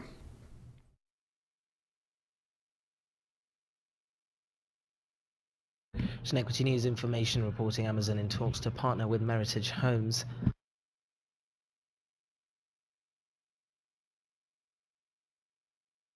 That's Amazon exploring new programs to improve its deliveries. We've got the piece we'll put out for you.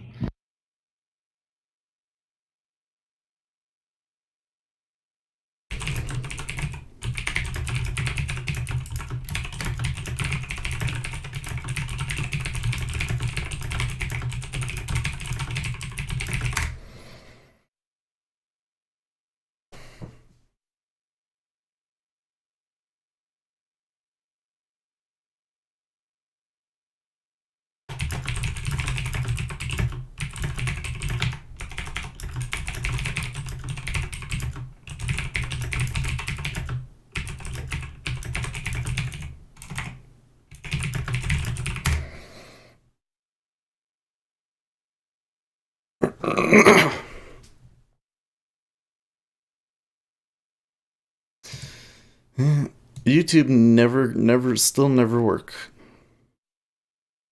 Just Twitch. Interesting.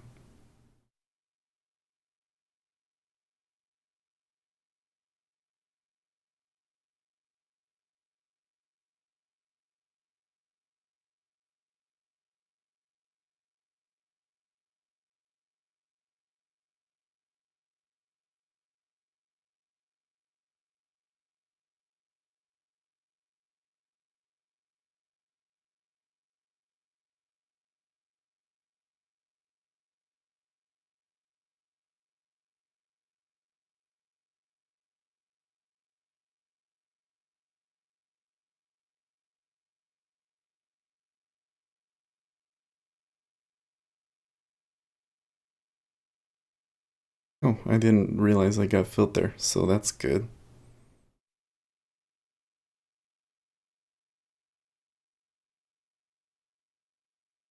Okay.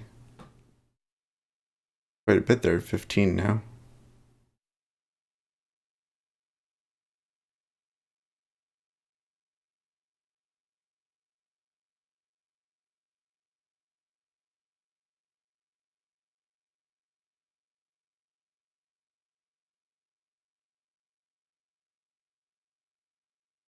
Can you imagine if I had been able to just keep my original at 17.5?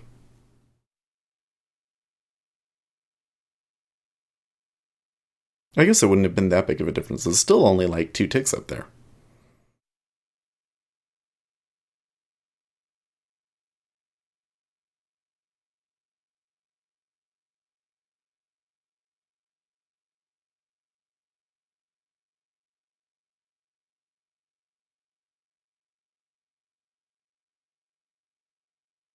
There's a strong buying in ES. Strong buying. I think they've got to keep going. Like, they haven't washed out everybody that's gone short from the open.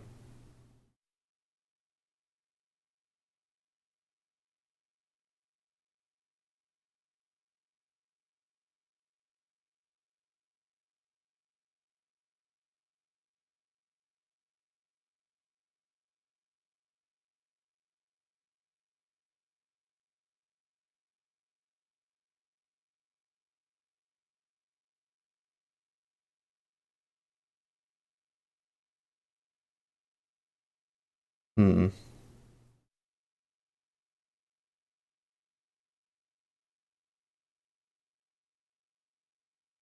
Good job, digital shot +5.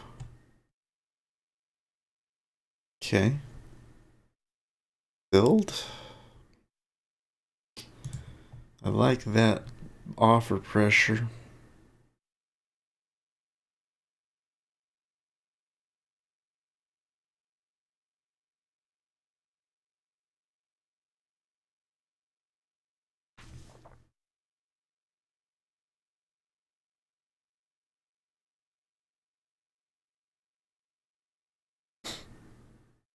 PS is taking a little step back here.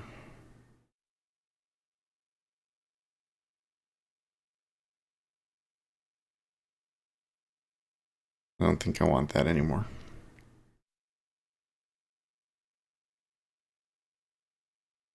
Oh, I want that. Never mind, never mind. 7K.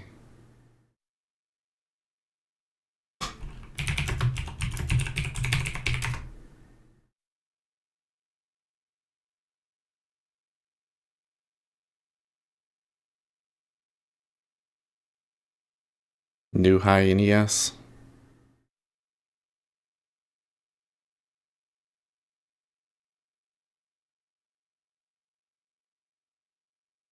No tick down or change in the level 2 in Treasuries. There was a 7K offer.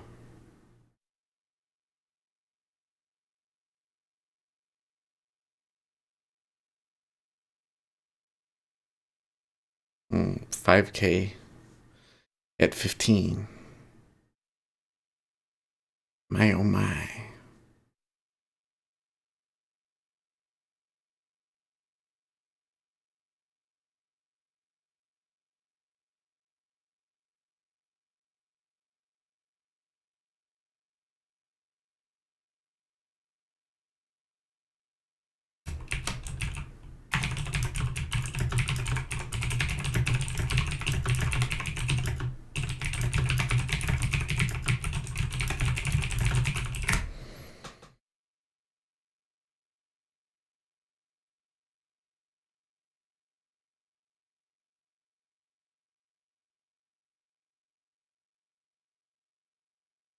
I think if they get through that 9K, well, it's probably more like 12K now at 15. That and they start trading 14.5. I don't want to talk it up too much because that I think the probability of that is slightly diminished, right? Anytime you get an iceberg, the chances of going through it are less. But if they get through it, this is like the classic setup for a trend day. Like almost nothing happens for a really, really, really long time. Then all of a sudden, like a couple of crazy orders and stuff, and then big icebergs that you go through, and then it just never stops. You know? And to have some huge stop run the wrong way just before it would be is just so typical.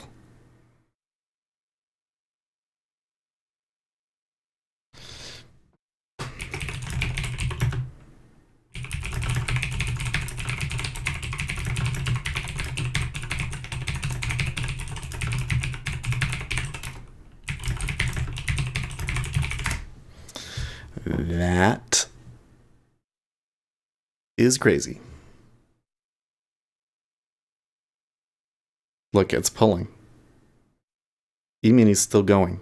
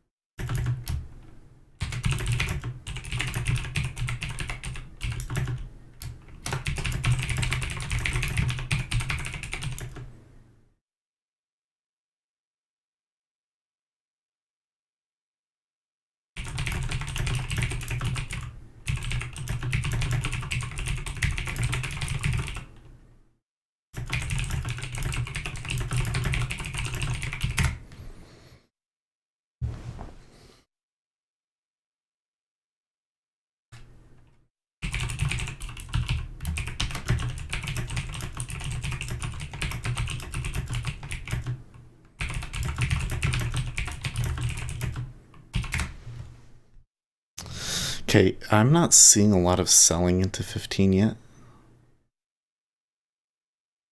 I'd like to reduce my exposure. Just I think that I'm gonna get filled there. I think that they got to break through the iceberg. Like when you get a 10K, yeah, perfect.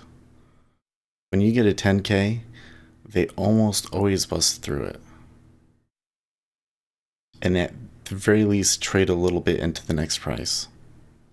Because they know there is a large player that wants to buy at 15, and that large player is going to do whatever he needs to get filled at 15.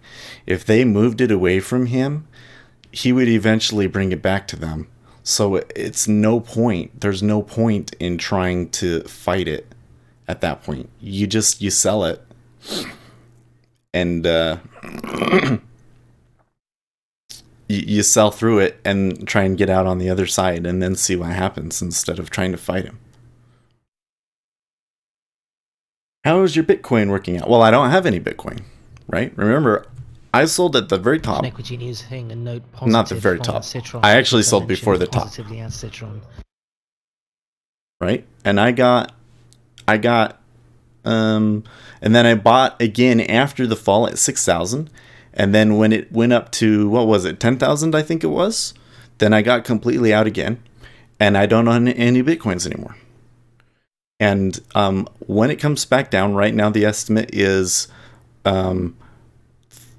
2,000, I believe.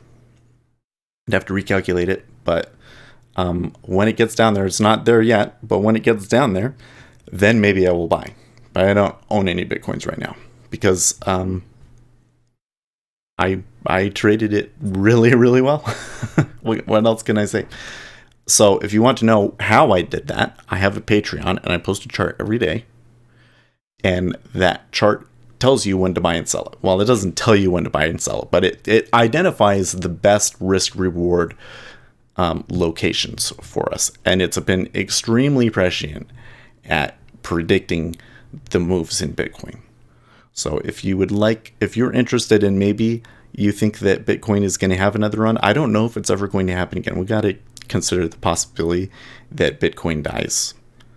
It's a possibility. I don't know if it's a likely possibility, but it's out there. Fair? But if it does happen again, my indicator may give a really good clue as to when the best opportunity to buy it for the next run is. So check that out. Link should be like in the description and everything. Okay, so that is stacking up a little bit. Are you a Bitcoin millionaire already? No, I only made about $1,000 off of all of that. But I did not invest any of my money. I literally made it all from mining. Literally all of it from I mined the right thing, and then I took what I had mined, and when they got the good price, I put it back in and got it. So like I made like $500 off of the mine, and then I like doubled my money off of that other trade. Yeah. So not a Bitcoin millionaire, unfortunately. Now, the plan is, right? Like I've been mining shitcoins. So like one of the ones that I really like is Garlic Coin. Yeah, this is not, I don't like the way that it's trading. I do think that I will get filled at 14.5. I do believe that there could be some trend day type of stuff now, but it is taking a step back. So this is now where I do need to take it off, and we can wait and see if it comes back and gives us a better trade.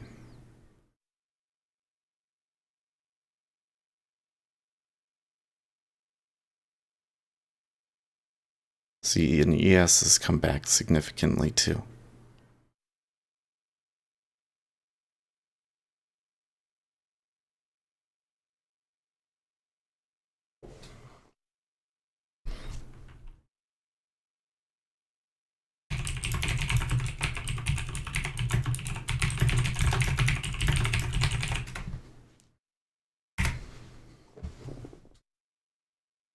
Darn it. Okay.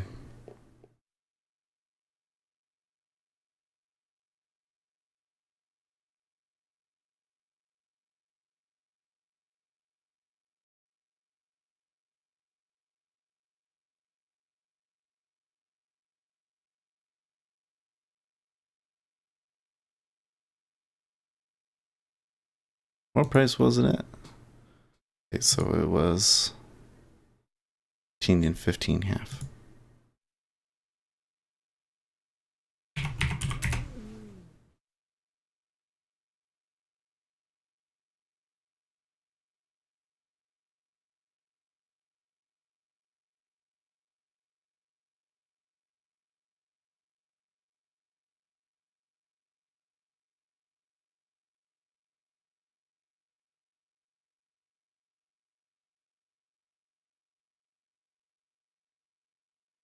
Yeah, ES looks like it's going to fail this level, 2664 here.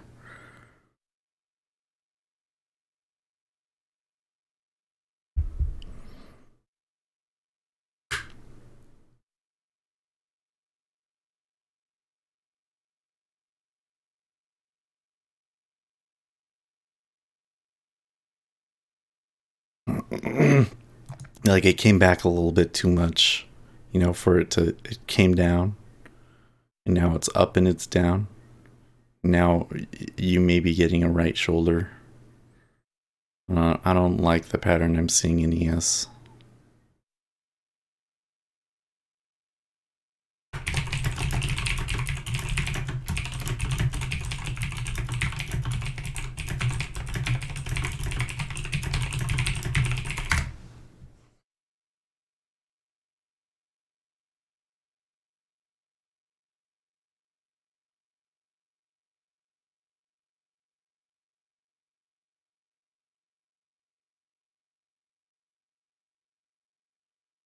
Curiously weak. You always got to wonder when it's that weak and they're not buying it. Up above 131.50, nothing fresh headline-wise. Seems like broader dollar weakness, if you like, as we see euro-dollar trade above 114 as well. Yeah, that's interesting. I'm seeing the Japanese yen move up.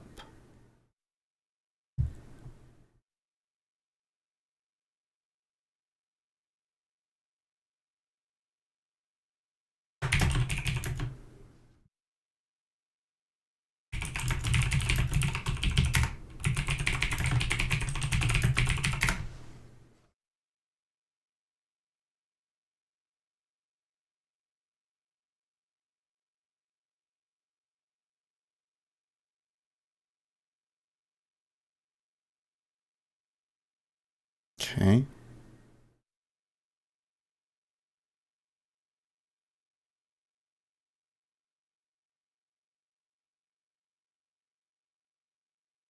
Okay, so there's the ES. They've made a little bit of a run there. But cumulative delta-wise is not significant. It's not moving the needle. They just come back down and break that neck. That would be super negative.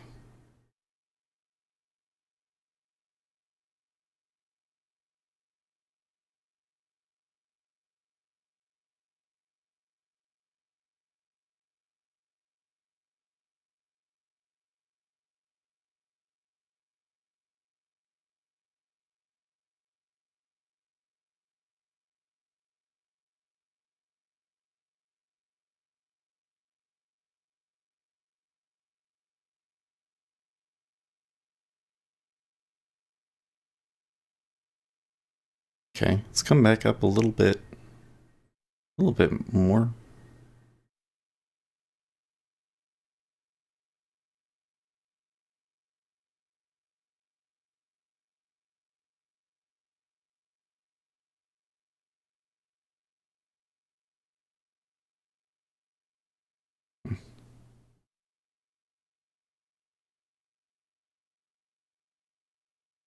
Level 2 is starting to get fidgety. Yeah, that sucks. Okay, now that's a strong offer.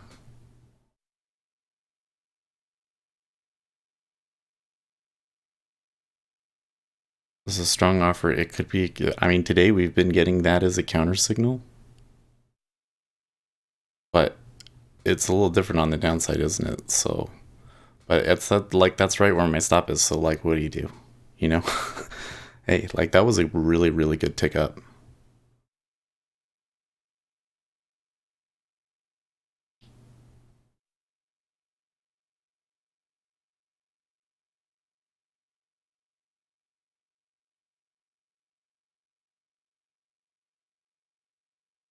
Yeah.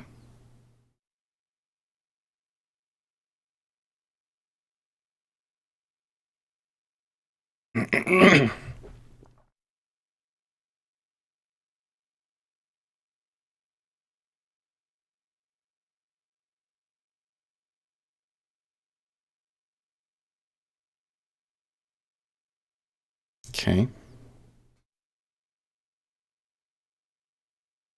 That's really getting them to jumble around. The thing that was really interesting about that one is that people didn't fall for it. Only 145 went into 13.5.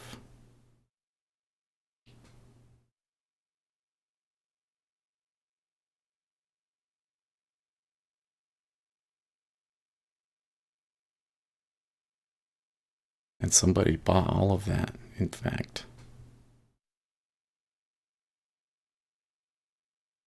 Well, the ES is not conclusive yet. I mean, they peaked a little bit, but it's not. They're not aggressively selling it yet. A little bit of a move down in cumulative delta, just a teeny tiny little bit. Not conclusive.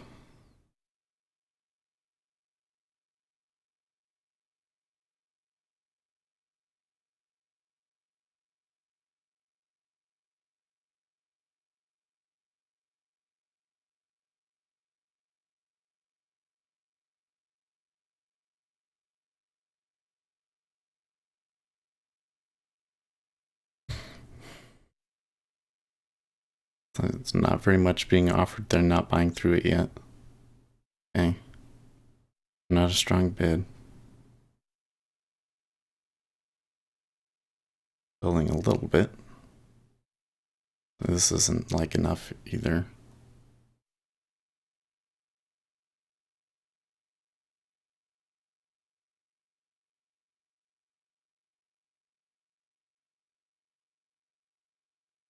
He's saying 16 is kind of resistance now, and the next potential support is down at 12.5.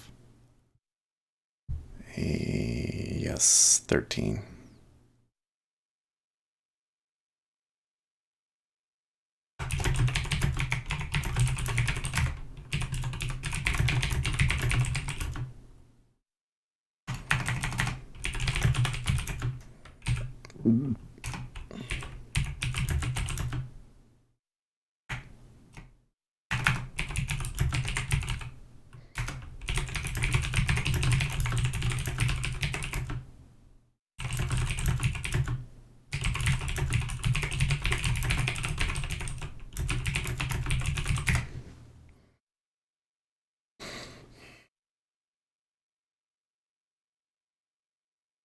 Okay, they made a buying push there twice that stopped at the same spot.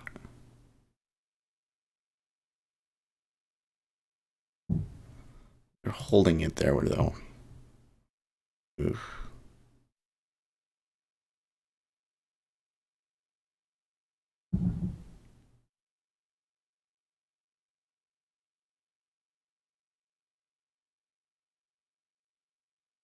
Is it worth trading the way that you do because of the commission?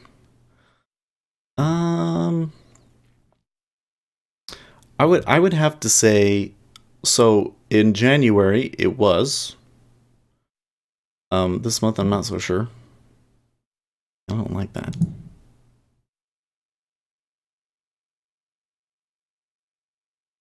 This month I'm not so sure. I would say that I definitely could do better in that arena.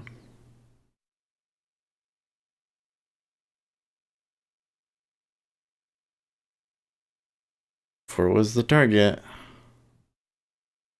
Yeah, it's interesting.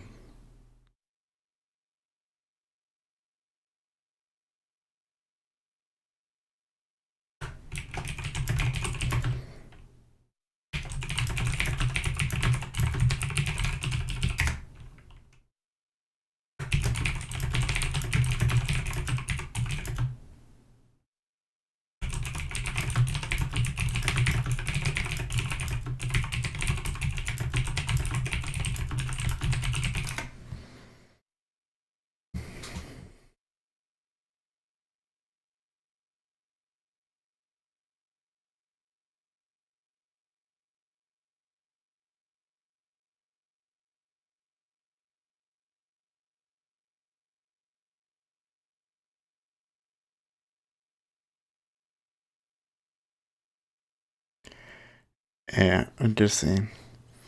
Anyways, like on the commission thing, I think it's like, so if it's like $3 round turn, it's like 5 trades. You have to make a tick per 5 trades, right? So it's a profitable, yeah. But could you save a ton if you were able to just have less trades, less scratches, let's say? Yeah. Could save a lot on commissions. you're just better able to pick your spots. That's why you don't want to be what's the word, like impulsive like me. Ooh. Okay.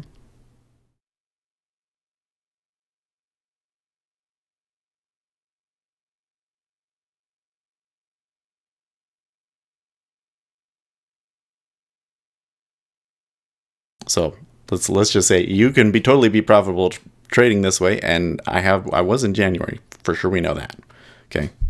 Like I think that it was like I mean we can go and do the numbers here in a second. Once this, because it is almost time for me to go. I like that sell. That was holy crap.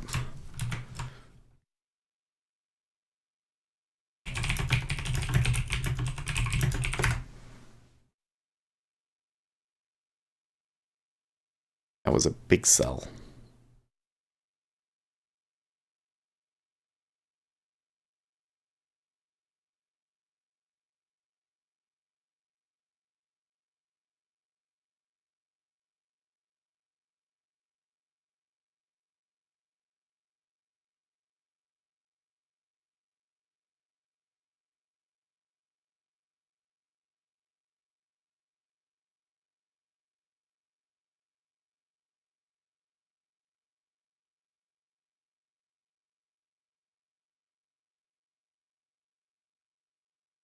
It's a big sell. It recovered. Whew. This is interesting. Interesting action today. Very Friday-like.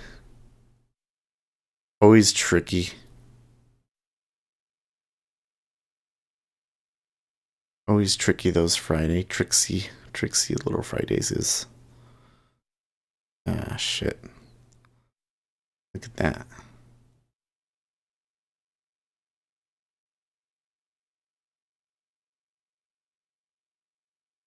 Who the hell would be at my door?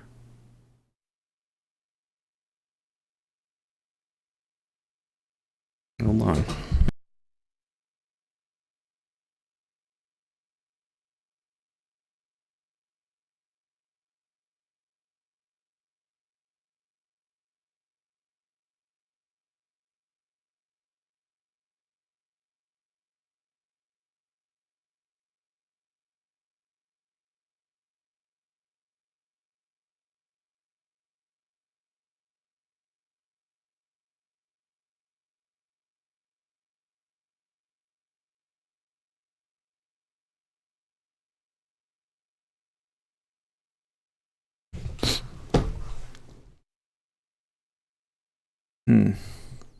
Not filled. It was just a package.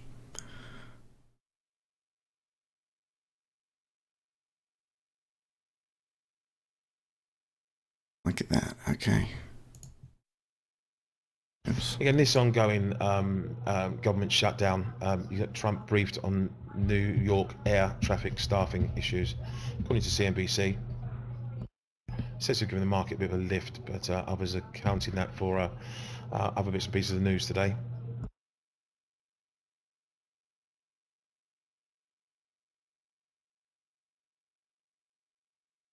Okay, so here's the buy side push the other direction. Cumulative delta wise, it's weak. Although I'd have to say, don't like. I'm trading against the momentum. I just don't like what the position that I've got myself into, because I feel like well, I'm not entirely sure if this was what the original trade was. See that? That sucks. See, I'm being stupid here, guys.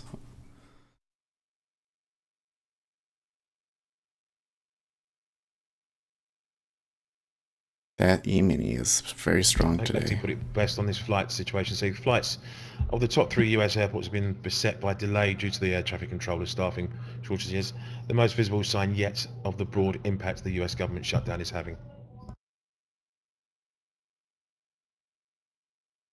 I took that I bought that second contract because I saw stops and the absorption into it, and so I thought that we would turn around. But I think I was not thinking when I did that because, oh my gosh, like the chances of that, just because it's way too much into too much momentum down, and like we said, when you get like those big orders at 15.5, that can lead to a trend day.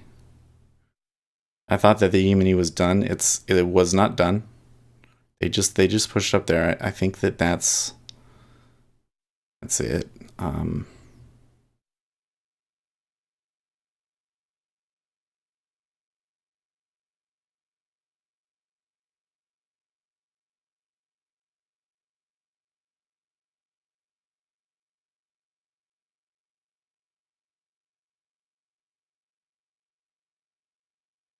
It's so now that I've made the mistake, what do I do? Do I just bail here?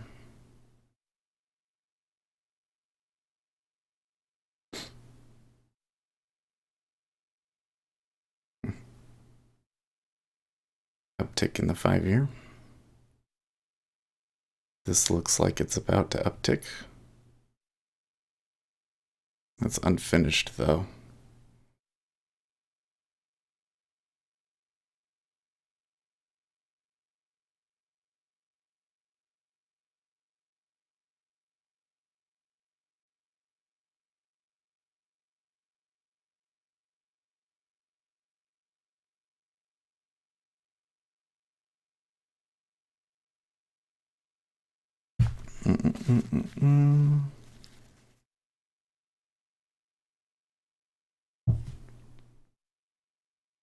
Pompeo set to go to New York, Jan 26. Again, this is for a UN session on Venezuela. Okay. And Stone's lawyer says that federal indictment does not allege collusion with Russia and focuses on false statements to Congress.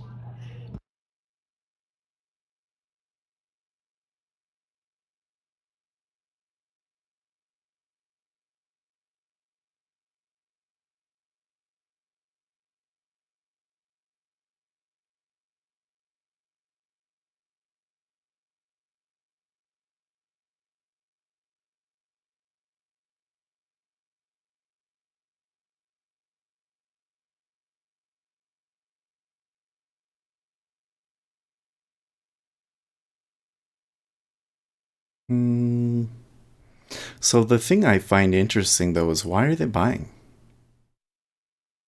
You know what I mean? Like, this is unusually strong. Quite bizarre Continues action. just some speculation via social media about Apple making a bid for Square, the payments company. Oh, please no.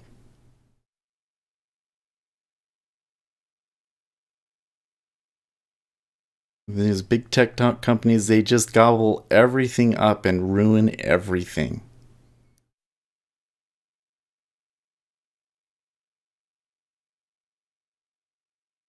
Last thing we need is for Apple to be in control of whether or not a small business can make money, you know what I mean?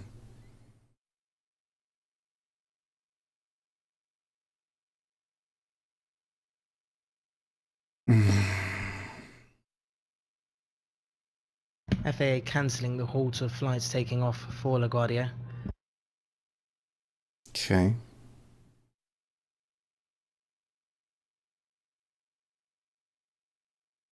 So this little bit of airline drama is sounding like no big deal, right? I'm not even sure if the market has actually really been reacting to it or not. We did find that piece of news One of our wires out. is currently down. We're working to get that back up. That news hit us after the stop run. So it's possible that that stop run was caused by that piece of news. But then the market, kind of flipped around. So I don't know if that story is important or not. Just in Brexit news, seeing a tweet by Jack Maidmont here saying DUP set to back Sir Graham Brady's Brexit backstop amendment on Tuesday. The amendment saying MPs will support the withdrawal agreement subject to the backstop being replaced with alternative arrangements. DUP source saying the amendment looks promising. It's a Telegraph piece, we've retweeted it.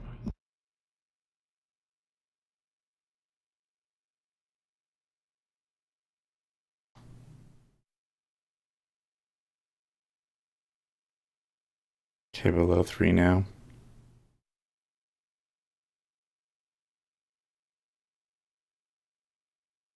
Yes, holding this level for a long time. Yeah, okay. We're done.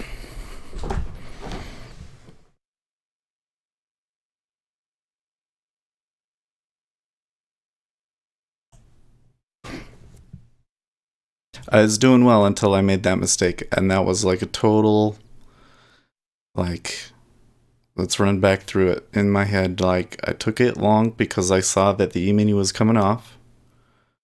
I don't think I ever got a tick out of it, did I? I was even only looking for one. Then it came back down and I bought it because I saw the stops there and thought it could continue. And then I held on too fucking long. So here I'm seeing it again, right? Like that should be the long.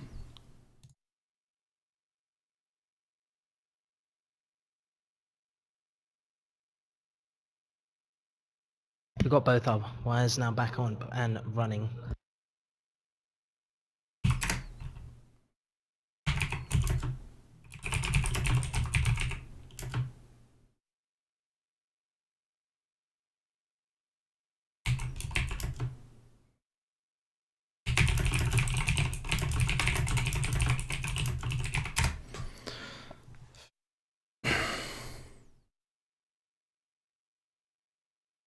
Honestly, if I had just kept that, that would have been an amazing fucking trade. I'm not even quite sure why I got out at 15.5 now that I'm thinking back on it. Judge setting a new Manafort's hearing in sealed court for Feb the 4th. I did buy down there though. I don't know, guys. See, that looks to me like Judge a weighing long. whether Manafort breached plea deal by lying. It looks like a long, but you can't trust it, man. Can't trust it. And you know what? I made too big of a mistake. Too big of a mistake there.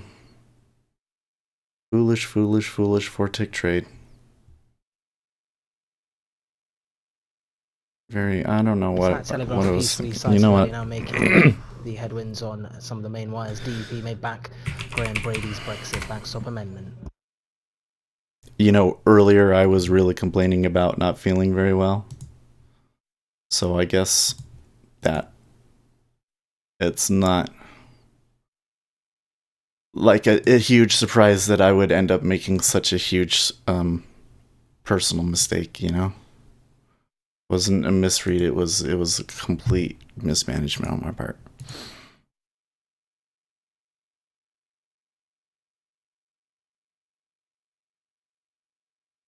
Like, if I'm sitting here saying we may be having a trend day down, why the hell did I buy it? Why the hell did I buy it? That's just stupid.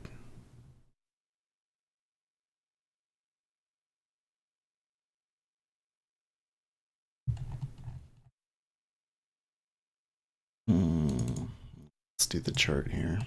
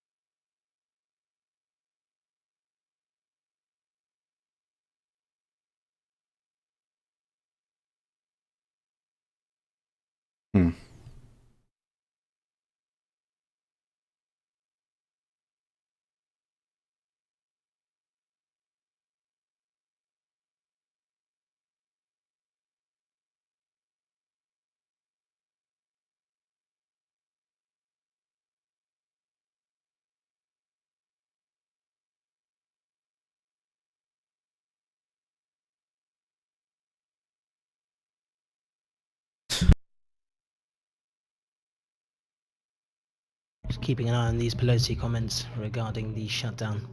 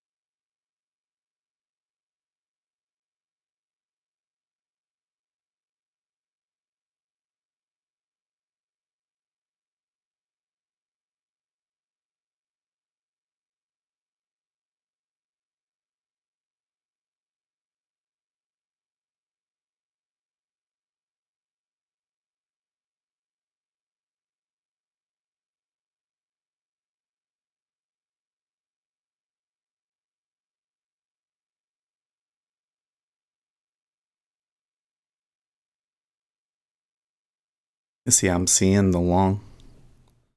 Like, I'm really seeing the long. Hey, that's good.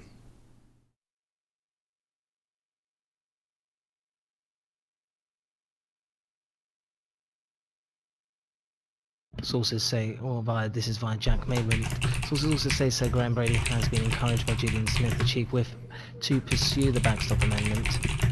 Sir Graham's amendment has emerged as the favoured route of the Tory MPs, the DUP and the government of salvaging the PM's deal.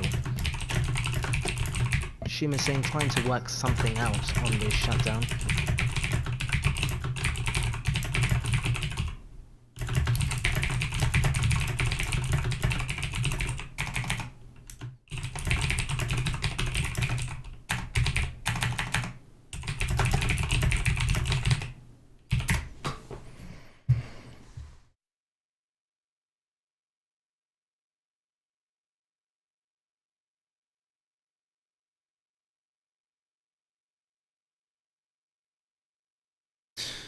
Yeah, they're going bid, but it's not. It's staying, and there's like 4K being offered onto it. Yes, it would need to sell more.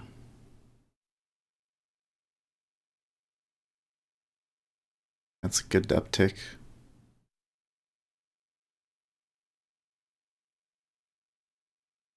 I think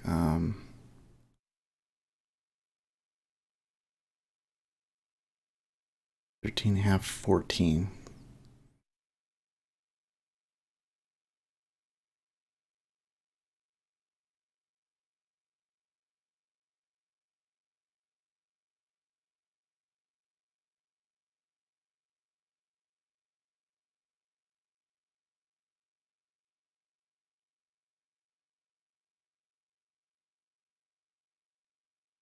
It's a strong bid.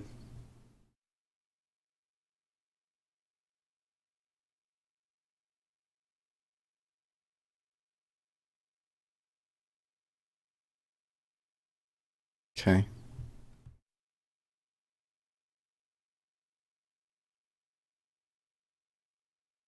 Wonder if they make it back to the open price. 16.5? Is that where that is? Yeah. Whew. I don't know.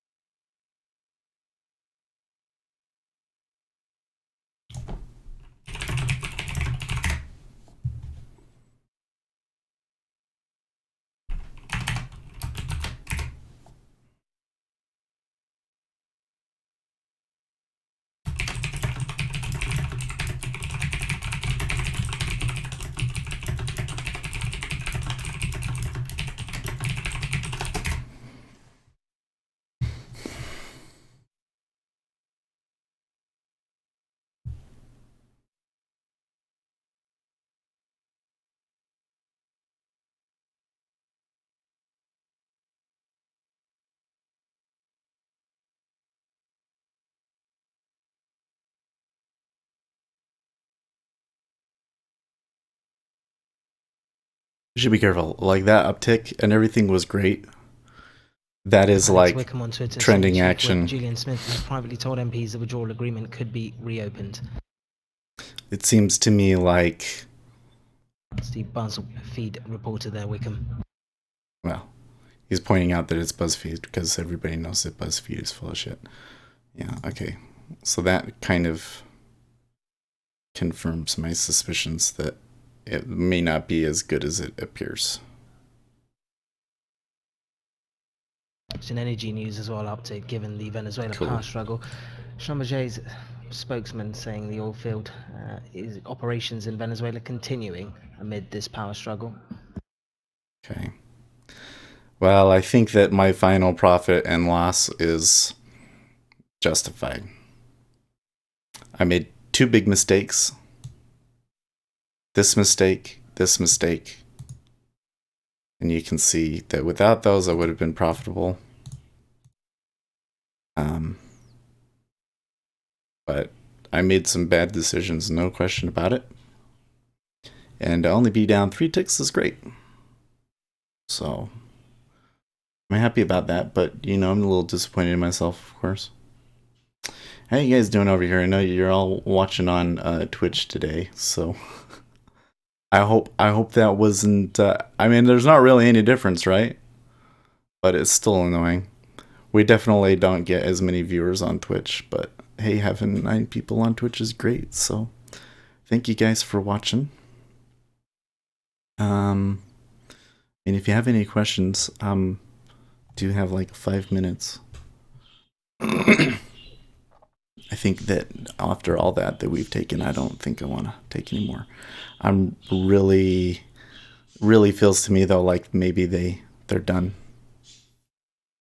I don't know if the E-mini is going to sell harder or not, but you know what? For me to have caught 12 alpha was really good. I don't know if they're going to bust out through that 14 though.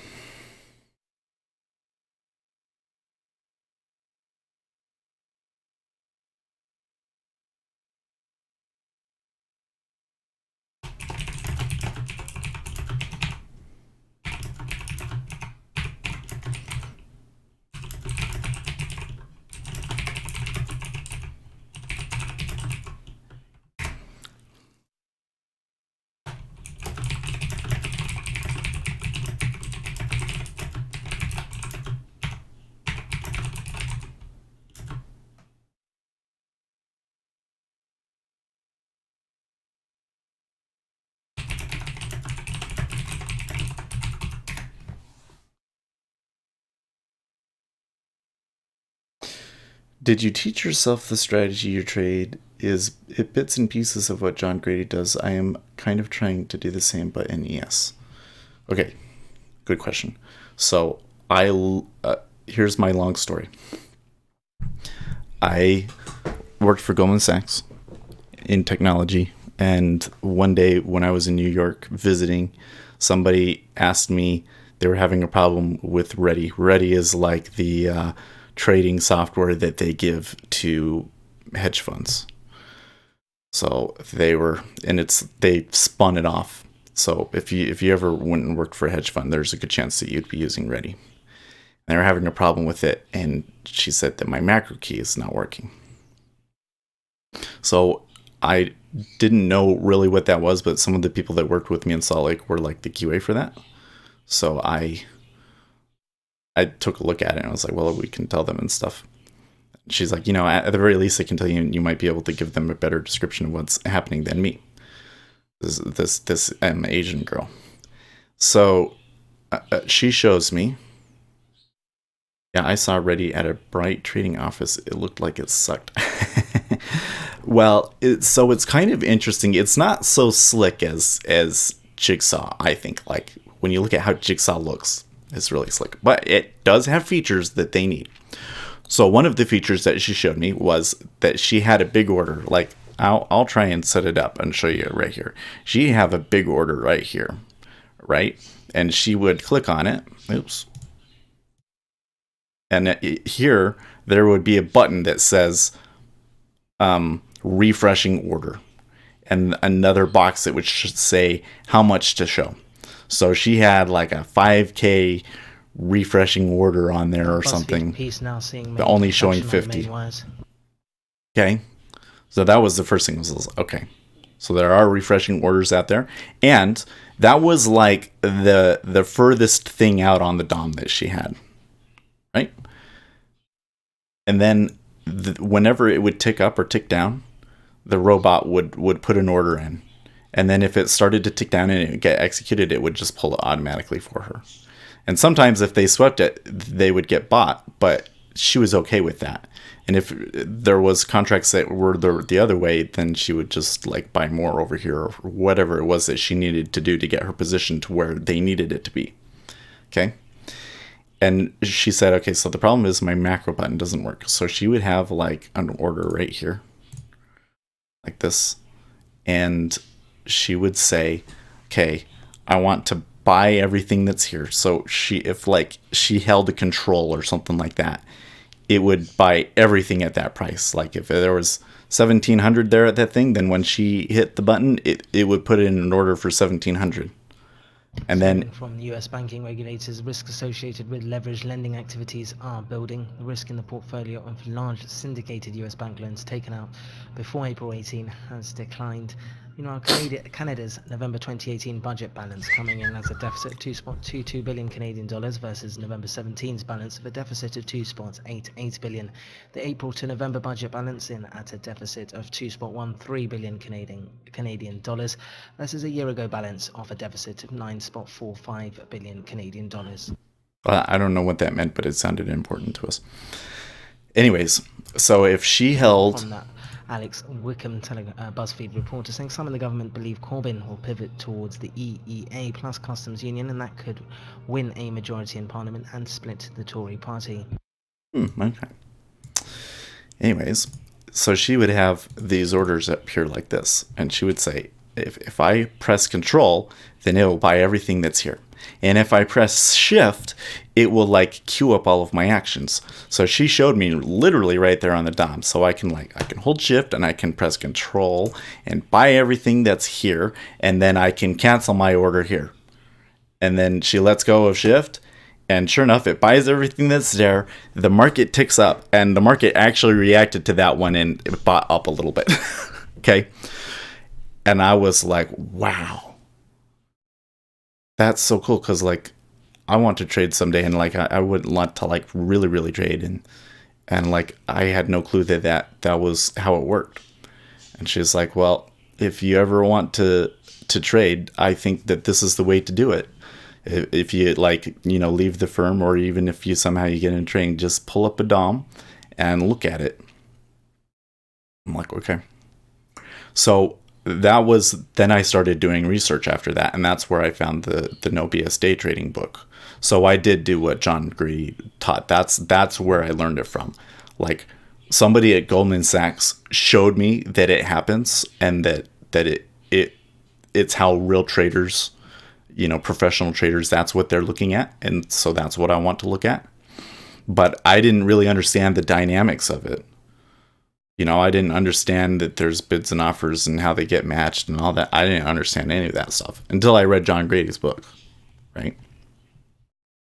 So, yes. So I'm totally trying to do what John Grady does. And I've spoken to him many times. So like I used to trade ZB and I was having trouble, and I'm like, what's the deal? And he said, trade ZN. I trade ZN. You probably do better in ZN. So I started trading in ZN, and I was doing a lot better. Hey, look, they took 14. Should have waited. Oh, well. Anyways.